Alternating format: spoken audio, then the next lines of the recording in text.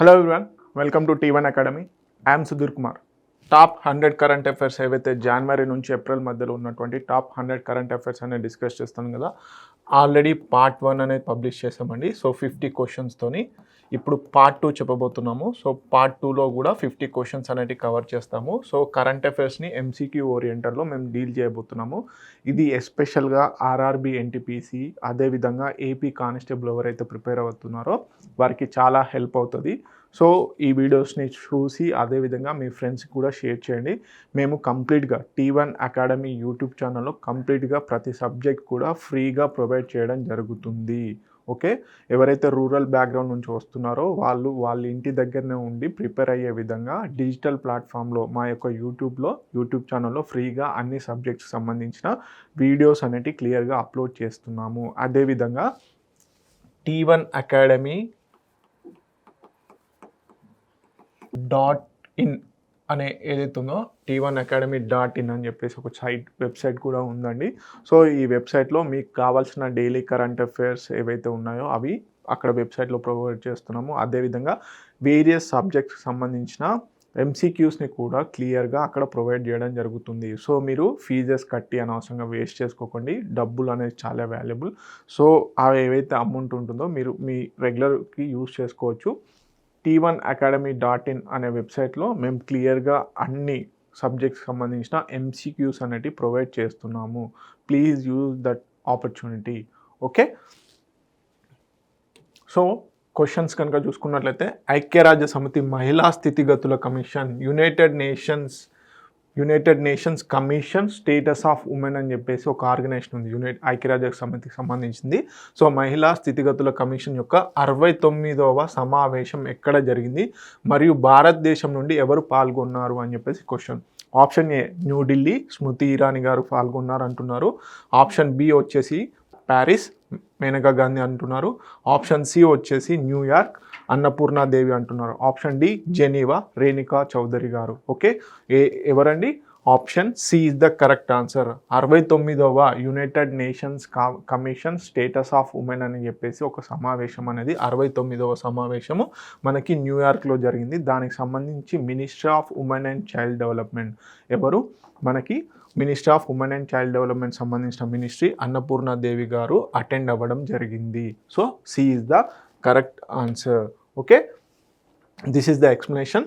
Okay, Annapurnadevi గారు మహిళా మరియు శిశు సంక్షేమ మంత్రిత్వ ఎవరైతే ఉన్నారో వారు అటెండ్ అవ్వడం జరిగింది. సో ఈ సమావేశంలో ప్రధాన అంశాలు దీనిపైన డిస్కస్ చేయడం జరిగింది. లింగ సమానత్వం, జెండర్ ఈక్వాలిటీ, మహిళల హక్కులు, ఉమెన్ రైట్స్, అదేవిధంగా సస్టైనబుల్ డెవలప్మెంట్ గోల్స్ పైన ఈ ఏదైతే సమావేశం ఉందో ఆ సమావేశంలో డిస్కస్ చేయడం జరిగింది. ఓకే, నెక్స్ట్ క్వశ్చన్ కనుక చూసుకున్నట్లయితే AI యాక్షన్ సమ్మిట్ 2025 ఎక్కడ జరిగింది, దీని ప్రధాన థీమ్ ఏమిటి అని అడుగుతున్నాడు క్వశ్చన్లో. సో చూడండి, సో ఎక్కడ జరిగింది అదేవిధంగా థీమ్ కూడా మ్యాచ్ అవ్వాలి. సో చూద్దాం. ఫస్ట్ ఆప్షన్ వచ్చేసి France, public service AI future of work అని చెప్పేసి చెప్పడం జరుగుతుంది. బి ఆప్షన్ వచ్చేసి India, AI for all inclusive innovation. C option వచ్చేసి Japan, artificial intelligence and ethics in the modern world అంటున్నారు. డి వచ్చేసి USA, artificial intelligence and the future work అని చెప్పేసి అంటున్నారు. సో ఏంటండి? Option A AI artificial intelligence action summit 2025 వచ్చేసి మనకి ఫ్రాన్స్లో జరిగింది. దాని యొక్క థీమ్ వచ్చేసి పబ్లిక్ సర్వీస్ ఇన్ AI, అదేవిధంగా ఫ్యూచర్ వర్క్ అని చెప్పేసి థీమ్ ఉంది. సో చూద్దాం. సో ఎక్కడ జరిగింది? ఫ్రాన్స్లో, ప్యారిస్. ఓకే, ఎవరు దీనికి ఆతిథ్య దేశ అధ్యక్షుడు ఎవరు? ఇమాన్యుయల్ మ్యాక్రాన్. సో సహాధ్యక్షుడు ఎవరు? మన ప్రధానమంత్రి నరేంద్ర మోడీ గారు ఈ సమావేశానికి సహాధ్యక్షుడిగా ఉండడం జరిగింది. సో ముఖ్య విషయాలు ఏంటి? ఏఐలో విశ్వాసం, okay, trust in AI, okay, పనితీరు భవిష్యత్తు, okay, future of work, public సర్వీసెస్లో AI ఎలా ఉండాలి, గ్లోబల్ గవర్నెన్స్. సో థీమ్ ఒకసారి చూడండి.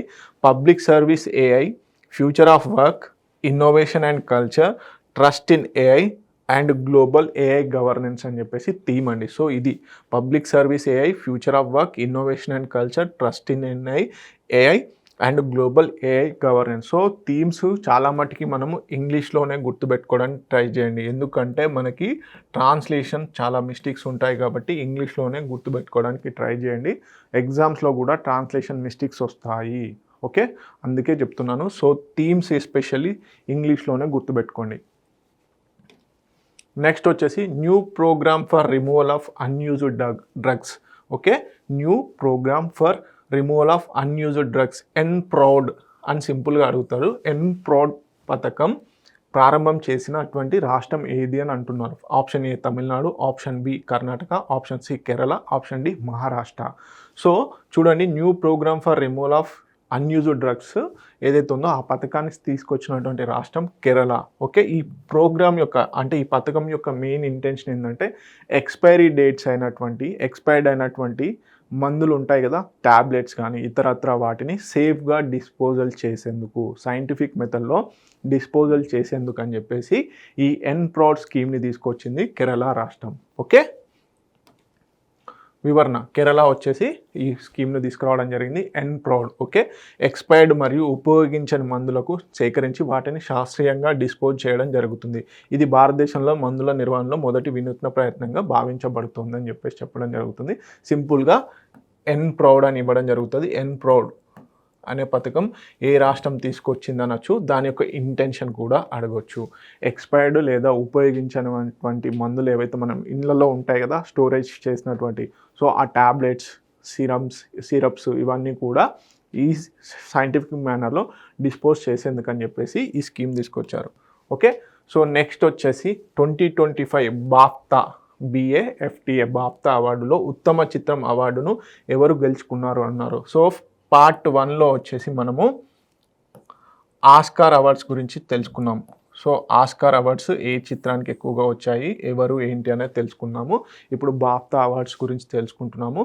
సో ఫస్ట్ ఆప్షన్ వచ్చేసి లాపతా లేడీస్, బి వచ్చేసి ది బ్రూటలిస్ట్, సి వచ్చేసి కాన్క్లేవ్, డి వచ్చేసి ముసాఫా Lion King. So option C is the correct answer. బాఫ్తాకు సంబంధించి బాఫ్తా 2025 అవార్డ్స్ ఏవైతే ఉన్నాయో అవి ఫిలిమ్స్కు సంబంధించిన అవార్డ్స్. దాంట్లో ఉత్తమ చిత్రంగా గెలుచుకుంది కాన్క్లేవ్. సో చాలామందికి లాపతా లేడీస్ అనే ఛాన్సెస్ ఉన్నాయి. సో ఈ లాపతా లేడీస్ ఏదైతే ఉందో ఇది అంతకుముందు కొన్ని అవార్డ్స్కు నామినేట్ అవ్వడం జరిగింది, కానీ బాఫ్తాలో మాత్రం ఉత్తమ చిత్రంగా కాన్క్లేవ్ అని చెప్పేసి రావడం జరిగింది. ఓకే, సో చూద్దాం. Conclave is the best film. ఉత్తమ నటుడి అవార్డు ఎవరికి వచ్చింది?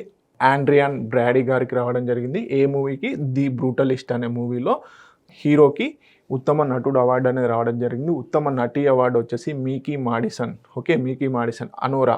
ఓకే, ఈ అనోరా మూవీకే మనకి ఆస్కార్ అవార్డులో ఉత్తమ చిత్రం, ఉత్తమ దర్శకుడు, అదేవిధంగా ఉత్తమ నటి అవార్డు కూడా రావడం జరిగింది. సో మొత్తం అనోరా చిత్రానికి ఆస్కార్ అవార్డులో 5 అవార్డులు రావడం జరిగింది. హైయెస్ట్ ఆస్కార్ అవార్డులు అత్యధికంగా గెలుచుకున్నటువంటి సినిమా ఏది అంటే అనోరా. ఉత్తమ దర్శకుడు అవార్డు ఎవరికి వచ్చింది? బ్రాడీ కార్బెట్ ది బ్రూటలిస్ట్ అనే మూవీకి రావడం జరిగింది. సో ఇది బాఫ్తా అవార్డ్స్కి సంబంధించి. ఓకే, నెక్స్ట్ క్వశ్చన్ కనుక చూసుకున్నట్లయితే నక్షా పథకంని ఎవరు ప్రారంభించారు అని అడుగుతున్నారు. సో నక్షా అనేది చాలా ఇంపార్టెంట్. సో చూద్దాము. Option A Narendra Modi, option B Yogi Adityanath, option C Amit Shah గారు అంటున్నారు, ఆప్షన్ డి శివరాజ్ సింగ్ చౌహాన్. ఎవరు ప్రారంభించారు? మనకి నరేంద్ర మోడీ గారు ప్రారంభించడం జరిగింది. Option A is the correct answer. So Naksha scheme ఏం లేదండి, national geospatial knowledge based land survey urban హ్యాబిటేషన్స్ని ప్రాపర్గా మెజరింగ్ చేయడం, ఒక ఇంటి యొక్క స్థలం ఎంత ఉంది ఏంటి అని చెప్పేసి ప్రాపర్గా ఒక డిజిటల్ ల్యాండ్ రికార్డ్స్లో భాగంగా దీన్ని తీసుకురావడం జరిగింది. ఆల్రెడీ మనకి రూరల్ హ్యాబిటేషన్కి సంబంధించి కూడా ఈ స్కీమ్ ఉంది. ఓకే, గ్రామీణ ప్రాంతాలకు సంబంధించి కూడా ఈ స్కీమ్ అనేది ఉంది. ఇప్పుడు అర్బన్ హ్యాబిటాట్స్ ఏవైతే ఉన్నాయో మన పట్టణ ప్రాంతాలలో ఏవైతే ఉన్నాయో వాటిని కూడా ప్రాపర్గా ఈ నేషనల్ జియోస్పేషియల్ నాలెడ్జ్ని ఉపయోగించుకొని చేయబోతున్నారు అన్నమాట. So land survey, okay, especially land survey, నగర భూముల రికార్డులను డిజిటలైజేషన్ చేయడమే దీని యొక్క main intention. So digital India land records modernisation programme ఏదైతే ఉందో, digital India land records modernisation programme ఏదైతే ఉందో దాంట్లో భాగంగా ఈ నక్షా స్కీమ్ని తీసుకురావడం జరిగింది. ఓకే, నెక్స్ట్ పిఎం ఆశా పథకాన్ని ఏ సంవత్సరంలో ప్రారంభించారు? సో ఇది యాక్చువల్లీ ఓల్డ్ స్కీమ్, కానీ ఇప్పుడు ఎందుకు న్యూస్లో ఉంది అనేది ఇంపార్టెంట్. అండ్ ఇలాంటి స్కీమ్స్ ఏవైతే పాత స్కీమ్స్, ఓల్డ్ స్కీమ్స్ ఏవైతే న్యూస్లో ఉంటాయో అవి ఎప్పుడైతే స్టార్ట్ చేశారో ఆ ఇయర్స్ ఇంపార్టెంట్ అనమాట. So okay, so PM Aasha okay, Annadata Aay Surakshan ఏదైతే అభియాన్ ఉందో దానికి సంబంధించిన స్కీము, దాని గురించి డీటెయిల్గా చూద్దాం ఎక్స్ప్లెనేషన్లో. సో ఇప్పుడు ఏంటి, option A 2015, option B 2018, option C 2019, option D 2023. ఏంటండి, option B is the correct answer. 2018లో పిఎం ఆశా స్కీమ్ను తీసుకొచ్చారు. దీని యొక్క మెయిన్ ఇంటెన్షన్ ఏంటంటే ఎంఎస్పి ప్రైజెస్ కంటే తక్కువగా, ఎస్పెషల్లీ పప్పు దినుసులు, ఆయిల్ సీడ్స్కు సంబంధించి రైతులకి పోస్ట్ హార్వెస్ట్ తర్వాత లాసెస్ రాకుండా ప్రాపర్గా ఎంఎస్పి రేట్కే వీటిని కొనాలి అని చెప్పేసి పిఎం ఆశాను తీసుకురావడం జరిగింది. ఓకే, 2018లో. సో ఇప్పుడు ఏంటంటే దీన్ని 2025-26 ఇయర్ ఫైనాన్షియల్ ఇయర్ గాను ఎక్స్టెండ్ చేయడం జరిగింది. అందుకని చెప్పేసి ఇప్పుడు న్యూస్లో ఉంది 2025-26 సంవత్సరానికి గాను ఈ స్కీమ్ని ఎక్స్టెండ్ చేశారు. అందుకని చెప్పేసి న్యూస్లో ఉంది కాబట్టి 2018లో ప్రారంభించడం జరిగింది. ఆ క్వశ్చన్ ఆ విధంగా అడిగారు. సో అబ్రివేషన్ ఏంటి, మనం మేజర్గా క్వశ్చన్కు సంబంధించి ఆన్సర్తో పాటుగా దాని పూర్వాపరాలు కూడా తెలుసుకోవాలి. సో 2018లో లాంచ్ చేయడం జరిగింది. పూర్తి పేరేంటి, ప్రధానమంత్రి అన్నదాత ఆయ్ Sanrakshan Abhiyan. This is the abbreviation. So రైతులకు కనీస మద్దతు సమర్థవంతంగా అందించడం అంటే ఎంఎస్పి ప్రైజెస్ కొన్ని వాటికి ఇస్తారు. తర్వాత ఏంటంటే కొన్ని ఏవైతే ఉన్నాయో ఆ కొన్ని పంటలకు ఇంకా ఎక్కువగా ఎంఎస్పి ఇస్తే, అంటే టార్గెట్స్ ఉంటాయి ప్రతిదానికి ఎంఎస్పి ఇచ్చినంత మాత్రాన అన్ని వరి ఏవైతే ఉన్నాయో వీటికి ఇవ్వరండి. సో పబ్లిక్ ఏదైతే ప్రొక్యూర్మెంట్ ఉంటుందో ఆ సేకరణకి కూడా కొన్ని టార్గెట్స్ ఉంటాయి, అంతవరకే ఎంఎస్పి అనేది అమలవుతుంది. ఓకే, సో ఇది ప్రధానమంత్రి అన్నదాత ఆదాయ సంరక్షణ ఏదైతే ఉందో దీంట్లో భాగంగా మనకి పప్పు దినుసులు, ఆయిల్ సీడ్స్ ఏవైతే ఉంటాయో వాటికి కూడా ఏది ఎస్పెషల్గా ఎంఎస్పి అనేది ప్రాపర్గా అందాలని చెప్పేసి తీసుకురావడం జరిగింది. ఇప్పుడు ఇది మేజర్గా 2025-26 కూడా వరకు పొడిగించడం జరిగింది. ఎస్పెషల్లీ కందిపప్పు, మినప్పప్పు, మసూర్ ధాన్యాలు ఏవైతే ఉన్నాయో వాటికి 100% అనేది ఎంఎస్పి ఇవ్వాలని నిశ్చయించుకున్నారు. ఓకే, నెక్స్ట్ వచ్చేసి 2024లో sports star of the year female. ఇక్కడ చూడండి, మనకి క్వశ్చన్ చూడండి, స్పోర్ట్స్ మ్యాన్ అనట్లే ఇక్కడ క్వశ్చన్ జాగ్రత్తగా వినండి. Okay, sports star of the year female category అంటున్నారు. ఫీమేల్ కేటగిరీలో అవార్డు అందుకున్న భారతీయ క్రీడాకారిణి ఎవరు? ఓకే, సో ఫస్ట్ ఆప్షన్ వచ్చేసి ఇలా వెనిల్ వాలా రివన్, బి ఆప్షన్ వచ్చేసి రాహి సర్బోబత్, సి వచ్చేసి మను బకర్, డి వచ్చేసి అంజుమ్ మౌద్గిల్. ఎవరండి? మను బకర్ గారికి sports star of the year రావడం జరిగింది. ఫీమేల్ కేటగిరీలో స్పోర్ట్స్ మ్యాన్ అవార్డు వేరు, స్పోర్ట్స్ స్టార్ అవార్డు వేరు. స్పోర్ట్స్ స్టార్ అవార్డు వచ్చేసి మేలు, ఫీమేల్లో కూడా ఇవ్వడం జరుగుతుంది. సో దాని గురించి చూద్దాం. సో మను బకర్ గారికి 2024లో sports star of the year female కేటగిరీలో అవార్డు రావడం జరిగింది. So sports women of the ఇయర్గా గుర్తింపు పొందింది. సో చూద్దాం, sports star of the year male ఎవరికి వచ్చింది? పిఆర్ శ్రీజేష్ గారికి రావడం జరిగింది హాకీ కేటగిరీలో. Sports man of the year ఎవరు? స్వప్నిల్ కుషాలే, షూటింగ్లో స్వప్నిల్ కుషాలే గారికి రావడం జరిగింది. ఓకే, ఇటీవల కాలంలో మరణించిన ప్రముఖ ప్రజా గాయకురాలు సుక్రీ బొమ్మగౌడ ఎటువంటి సంగీత సాంప్రదాయానికి చెందినవారు? సో వీరు కన్నడ సంబంధించిన వారు, సో కర్ణాటకకు సంబంధించిన వారు. సో చూద్దాం, ఏ కర్ణాటక సంగీతం, బి హిందుస్థానీ శాస్త్రీయ సంగీతం, సి వచ్చేసి జానపద సంగీతం, డి వచ్చేసి జాజ్ సంగీతం. ఏంటండి, నేను ఇప్పుడు కర్ణాటకకు చెందిన వారని చెప్పేసి కర్ణాటక సంగీతం అంటే కాదండి. కర్ణాటకలో వీరు జీవించారు. సో వీరి యొక్క మేజర్గా కాంట్రిబ్యూషన్ దేనికి అంటే జానపద సంగీతం. ఓకే, ఒక్కలింగ ఏదైతే కమ్యూనిటీ ఉందో దానికి సంబంధించిన వాళ్ళు. సో వీరు ఎక్కువగా ట్రైబల్ రిలేటెడ్ జానపద గీతాలు ఏవైతే ఉన్నాయో వాటి మీద వర్క్ చేయడం జరిగింది. Okay, C is the correct answer. Sukri Bomma Gowda వారు 1937 నుంచి ఫిబ్రవరి 13న వీరు మరణించడం జరిగింది. 2025 ఫిబ్రవరి 13న మరణించడం జరిగింది. సో వీరు ప్రజా గాయకురాలు, హలక్కి ఒక్కలింగ తెగకు చెందినవారు. సో మేజర్గా వీరు సాంప్రదాయ గిరిజన సంగీతాన్ని వీరు ఎక్కువగా ప్రమోట్ చేయడం జరిగింది. ఆమె ప్రత్యేకంగా అంటే పరిరక్షించారు కొన్ని అంతరించిపోతున్నటువంటి ఏదైతే ట్రైబల్ రిలేటెడ్ కల్చర్ ఏదైతే ఉంటుందో ఆ రిలేటెడ్ కల్చర్ ఏదైతే ఉంటాయో వాటిని సంరక్షించడంలో వీరు పాటుపడ్డారు, అందుకని చెప్పేసి ఫేమస్. సో మేజర్గా వీరికి పద్మశ్రీ 2017లో పద్మశ్రీ కూడా రావడం జరిగింది, అందుకని ఇంపార్టెంట్. ఓకే, నెక్స్ట్ వచ్చేసి 2025లో వరల్డ్ గవర్నమెంట్ సమ్మిట్కు ఆతిథ్యం ఇచ్చిన నగరం ఏది అంటున్నాడు. ఇక్కడ చూడండి నగరం అంటున్నాడు. Option A Riyadh, option B Doha, C Dubai, D Abu Dhabi. So 2025లో వరల్డ్ గవర్నమెంట్ సమ్మిట్కు ఆతిథ్యం ఇచ్చిన నగరం ఏది అంటున్నాడు. So option C is the correct answer. World government summit 2025కి ఆతిథ్యం ఇచ్చినటువంటి నగరం దుబాయ్. ఓకే, సో థీమ్ ఏంటి? Shaping future governments. సో దుబాయ్లో జరిగింది. దీని యొక్క థీమ్ 2025 వరల్డ్ గవర్నమెంట్ సమ్మిట్ యొక్క థీమ్ ఏంటంటే షేపింగ్ ఫ్యూచర్ గవర్నమెంట్స్. భారత పర్యావరణ శాఖ మంత్రి భూపేందర్ యాదవ్ గారు ఈ సమ్మిట్లో పాల్గొనడం జరిగింది. ఇప్పుడు ఇందాక యాక్చువల్లీ మనం ఫస్ట్ క్వశ్చన్లో చూసినప్పుడు ఏంటి, ఎవరు, అదేవిధంగా థీము ఎవరు పార్టిసిపేట్ చేశారు అని చెప్పేసి అడిగారు. అది కూడా ఇంపార్టెంట్. సో భారత పర్యావరణ శాఖ మంత్రి, మినిస్టర్ ఆఫ్ ఎన్విరాన్మెంట్కి సంబంధించిన మంత్రి అయినటువంటి భూపేంద్ర యాదవ్ గారు దీనికి అటెండ్ అవ్వడం జరిగింది. సో వరల్డ్ గవర్నమెంట్ సమ్మిట్లో భాగంగా governance, digital public policy, smart city అభివృద్ధిపై దృష్టి సాధించడం కోసం అని చెప్పేసి ఈ సమ్మిట్లో ఎక్కువగా చర్చలు జరిగాయి.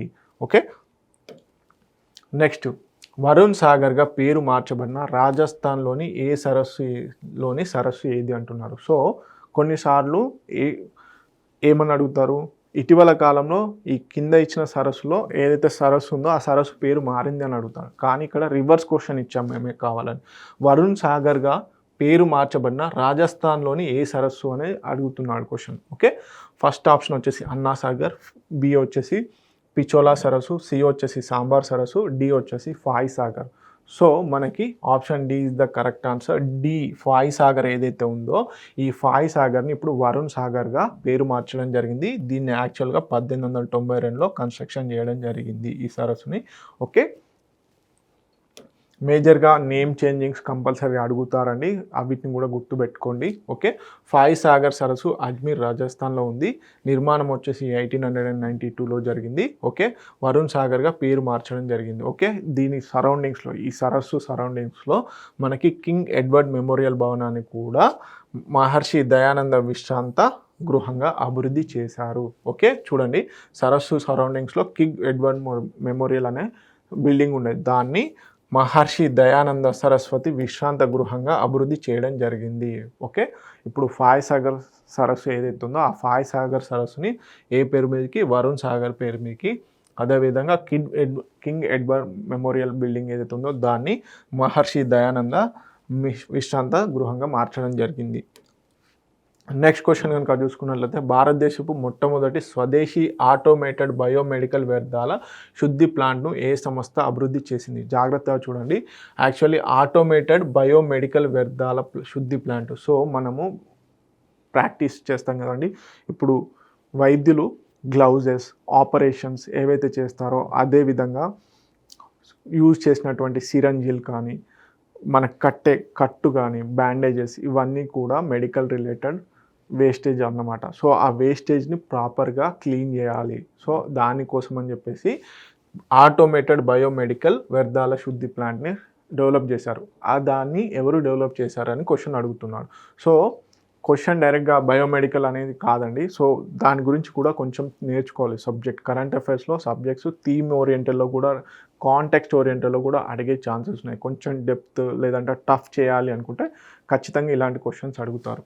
ఓకే, సో ఫస్ట్ ఆప్షన్ వచ్చేసి ఇస్రో, సెకండ్ ఆప్షన్ వచ్చేసి సిఎస్ఆర్ NIST, థర్డ్ ఆప్షన్ వచ్చేసి DRDO, ఫోర్త్ ఆప్షన్ వచ్చేసి బార్క్. ఎవరండి? CSIR NIST. ఓకే, NIST అనే సంస్థ ఫస్ట్ ఇండిజినస్ ఏదైతే ఉందో automated biomedical waste cleaning plant అనేది డెవలప్ చేయడం జరిగింది. సో దాన్ని ఎయిమ్స్ ఢిల్లీలో, all India institute of medical sciences ఢిల్లీలో ఎస్టాబ్లిష్ చేయడం జరిగింది. All India institute of medical sciences ఢిల్లీలో దీన్ని ఫస్ట్ టైం ఎస్టాబ్లిష్ చేశారు. దీని యొక్క పేరు ఏంటంటే సృజనం అని ఈ శుద్ధి ప్లాంట్ ఏదైతే ఉందో, బయోమెడికల్ వేస్ట్ ఏదైతే ఉందో ఆ క్లీనింగ్ ప్లాంట్కి సృజనం అని పేరు పెట్టారు. ఎక్కడ స్థాపించారు? ఎయిమ్స్ న్యూఢిల్లీలో. ప్రమాదకర వైద్య వ్యర్థాలను ఆటోమేటెడ్గా శుద్ధి చేయడమే ఈ యొక్క ప్లాంట్ యొక్క మెయిన్ ఇంటెన్షన్. ప్రారంభించిన వారు జితేంద్ర సింగ్ గారు. ఓకే, శాస్త్ర సాంకేతిక మంత్రి. Okay, minister of science and టెక్నాలజీకి సంబంధించిన మంత్రి చేశారు. స్వదేశీ స్వయంచాలిత బయోమెడికల్ వ్యర్థాల నిర్వహణ యంత్రాన్ని సృజనం పేరుతో ఢిల్లీలో ఎయిమ్స్లో చేయడం జరిగింది. దీనికి సంబంధించి తిరువనంతపురంలోని CSIR national institute for interdisciplinary science and technology, చూడండి అబ్రివేషన్, మనకి సిఎస్ఆర్ అనే సంస్థ తెలుసు, దాని యొక్క అనుబంధ సంస్థ అయినటువంటి national institute for interdisciplinary and science and technology సంబంధించిన సంస్థ దీన్ని డెవలప్ చేయడం జరిగింది. Okay, important. నెక్స్ట్ 2024లో గ్లోబల్ లీడ్ గ్రీన్ బిల్డింగ్స్ ర్యాంకింగ్స్లో భారతదేశం ఏ స్థానంలో నిలిచింది అని అడుగుతున్నాడు. ఫస్ట్ ఆప్షన్ వచ్చేసి 1వ స్థానంలో, సెకండ్ ఆప్షన్ వచ్చేసి 2వ స్థానంలో, థర్డ్ ఆప్షన్ వచ్చేసి 3వ స్థానంలో, ఫోర్త్ ఆప్షన్ వచ్చేసి 4వ స్థానంలో. ఏ స్థానంలో అండి? గ్రీన్ లీడ్ బిల్డింగ్స్లో, గ్లోబల్ లీడ్ గ్రీన్ బిల్డింగ్స్లో భాగంగా ఇండియా యొక్క ర్యాంక్ వచ్చేసి 3వ ర్యాంక్, థర్డ్ ప్లేస్లో ఉంది. ఫస్ట్ ప్లేస్లో కెనడా, సెకండ్ ప్లేస్లో చైనా, థర్డ్ ప్లేస్లో ఇండియా ఉండడం జరిగింది. ఓకే, ఎవరు రిలీజ్ చేస్తారు అంటే leadership in energy and environmental design అనే సంస్థ. గ్లోబల్ లీడ్ అంటే leadership in energy and environmental design అనే అబ్రివేషన్. సో ఏదైతే యుఎస్ గ్రీన్ బిల్డింగ్ కౌన్సిల్ ఏదైతే ఉందో, సారీ ఫర్ దట్ వన్, ఈ సంస్థ యుఎస్ గ్రీన్ బిల్డింగ్ అనే కౌన్సిల్ అనే సంస్థ ర్యాంకింగ్స్ని విడుదల చేయడం జరుగుతుంది. ఓకే, ఫస్ట్ ప్లేస్లో చైనా వచ్చింది, సెకండ్ ప్లేస్లో కెనడా, థర్డ్ ప్లేస్లో భారతదేశం. ఇందాక కొంచెం రివర్స్లో చెప్పడం జరిగింది, sorry for that one, please correct. Okay, కొంచెం స్పీడ్లో ఫ్లోలో అలాంటి మిస్టేక్స్ వస్తూ ఉంటాయి, కానీ ఎక్స్ప్లెనేషన్లో మాత్రం కరెక్ట్గానే ఉంటుంది. Okay, please correct that one. First ప్లేస్లో చైనా, సెకండ్ ప్లేస్లో కెనడా, థర్డ్ ప్లేస్లో భారతదేశం. ఓకే, నెక్స్ట్ వచ్చేసి కలకత్తాలోని ఫోర్ట్ విలియం పేరును ఇటీవల ఏ పేరుగా మార్చారు అని చెప్పేసి అడుగుతున్నారు. సో మనకు ఫోర్ట్ విలియం చాలా ఇంపార్టెంట్ ఫోర్టు. సో దానికి సంబంధించినటువంటి పేరుని ఇటీవల ఏ పేరు మీదకి చేంజ్ చేశారు అని చెప్పేసి అడుగుతున్నారు. సో శివదుర్గ్, బి వచ్చేసి విజయదుర్గ్, సి వచ్చేసి సామ్రాట్ దుర్గ్, డి వచ్చేసి వీర్ దుర్గ్. ఏ పేరు మీదుగా మార్చడం జరిగింది? విజయ్ దుర్గ్ అనే పేరు మీదుగా మార్చడం జరిగింది. మనకి ఫోర్ట్ విలియం చాలా important place during the British rule. So ఆ టైంలో బిల్డ్ చేసినటువంటి ఆ ఫోర్ట్ని ఇప్పుడు విజయ్ దుర్గ్గా పేరు మార్చడం జరిగింది. ఓకే, సో కోల్కతాలోని పశ్చిమ బెంగాల్లో ఉండడం జరిగింది. సో ఈస్టర్న్ ఎవరి ఆధ్వర్యంలో అంటే భారత సేన అయినటువంటి ఈస్టర్న్ కమాండ్ హెడ్ క్వార్టర్స్ నిర్ణయంతో దాన్ని విజయదుర్గుగా, ఫోర్ట్ విలియంని విజయదుర్గుగా మార్చడం జరిగింది. సో మనకి చాలా ఇంపార్టెంట్, ఇలాంటి హిస్టారికల్ బ్యాక్గ్రౌండ్ ఉన్నటువంటివి కంపల్సరీ అడుగుతారు. ఓకే, ఎవరి సూచనల మేరకు ఈస్టర్న్ కమాండ్ హెడ్ క్వార్టర్స్ ఏదైతే ఉందో ఆ ఈస్టర్న్ కమాండర్ హెడ్ క్వార్టర్స్ సూచన మేరకి ఫోర్ట్ విలియంని విజయదుర్గుగా మార్చడం జరిగింది. Next Mrs world. Okay, 2025 title గెలిచిన తొలి నలుపు రంగు మహిళ ఎవరు అని అడుగుతున్నారు. ఆప్షన్ ఏ వచ్చేసి Toni Ann Singh, option B వచ్చేసి చెగో గైలే, ఆప్షన్ సి వచ్చేసి Priyanka Yoshikawa. Okay, option D వచ్చేసి జోజిబిని టుంజీ. సో మనకు మిస్ వరల్డ్ లాగానే మిసెస్ వరల్డ్ను కూడా అనౌన్స్ చేశారు. సో అయితే తొలి నలుపు రంగు మహిళ ఎవరు అని అడుగుతున్నాడు. Okay, so option B is the correct answer. చెగో గైలే ఎవరు? వీరు సౌత్ ఆఫ్రికాకు సంబంధించిన మహిళ. వీరికి మిసెస్ వరల్డ్ అనేది రావడం జరిగింది. ఓకే, దక్షిణాఫ్రికా నుంచి గెలిచిన తొలి నలుపు రంగు మహిళగా గుర్తింపు పొందడం జరిగింది. ఎవరు? చెగో గైలే. ఖచ్చితంగా అడుగుతారు ఇవి. నెక్స్ట్ కప్పాడ్ మరియు చాల్ అనే బీచ్లు ఏ రాష్ట్రంలో ఉన్నాయి అని అడుగుతున్నాడు. మనకి బ్లూ ఫాగ్ సర్టిఫికేషన్ అనేది ఒకటి ఉంటుందండి. ఆ బ్లూ ఫాగ్ సర్టిఫికేషన్లో భాగంగా ఈ కప్పాడ్ మరియు చాల్ బీచ్లకు కూడా చోటు సంపాదించుకున్నాయి. సో ఇప్పుడు బ్లూ ఫాగ్ సర్టిఫికేషన్లో భాగంగా మొత్తం 13 బీచ్లు ఇండియా నుంచి ఉండడం జరిగింది. ఓకే, బేసిక్గా క్లీన్గా ఎన్విరాన్మెంటల్ ఫ్రెండ్లీగా టూరిస్టులను ఆకట్టుకునే విధంగా ఉండే బీచ్లకి ఈ బ్లూ ఫాగ్ సర్టిఫికేషన్ అనేది ఇవ్వడం జరుగుతుంది. సో ఇండియాలో మొత్తం ఇప్పుడు ప్రస్తుతానికి 13 బీచ్లకు ఇవ్వడం జరిగింది. సో కప్పాడ్ మరియు చాల్ బీచ్లు ఇప్పుడు రీసెంట్గా వీటికి బ్లూ ఫ్లాగ్ సర్టిఫికేషన్ అనేది రావడం జరిగింది, అందుకని న్యూస్లో ఉన్నాయి. సో ఇవి ఏ రాష్ట్రంలో ఉన్నాయనేది క్వశ్చన్.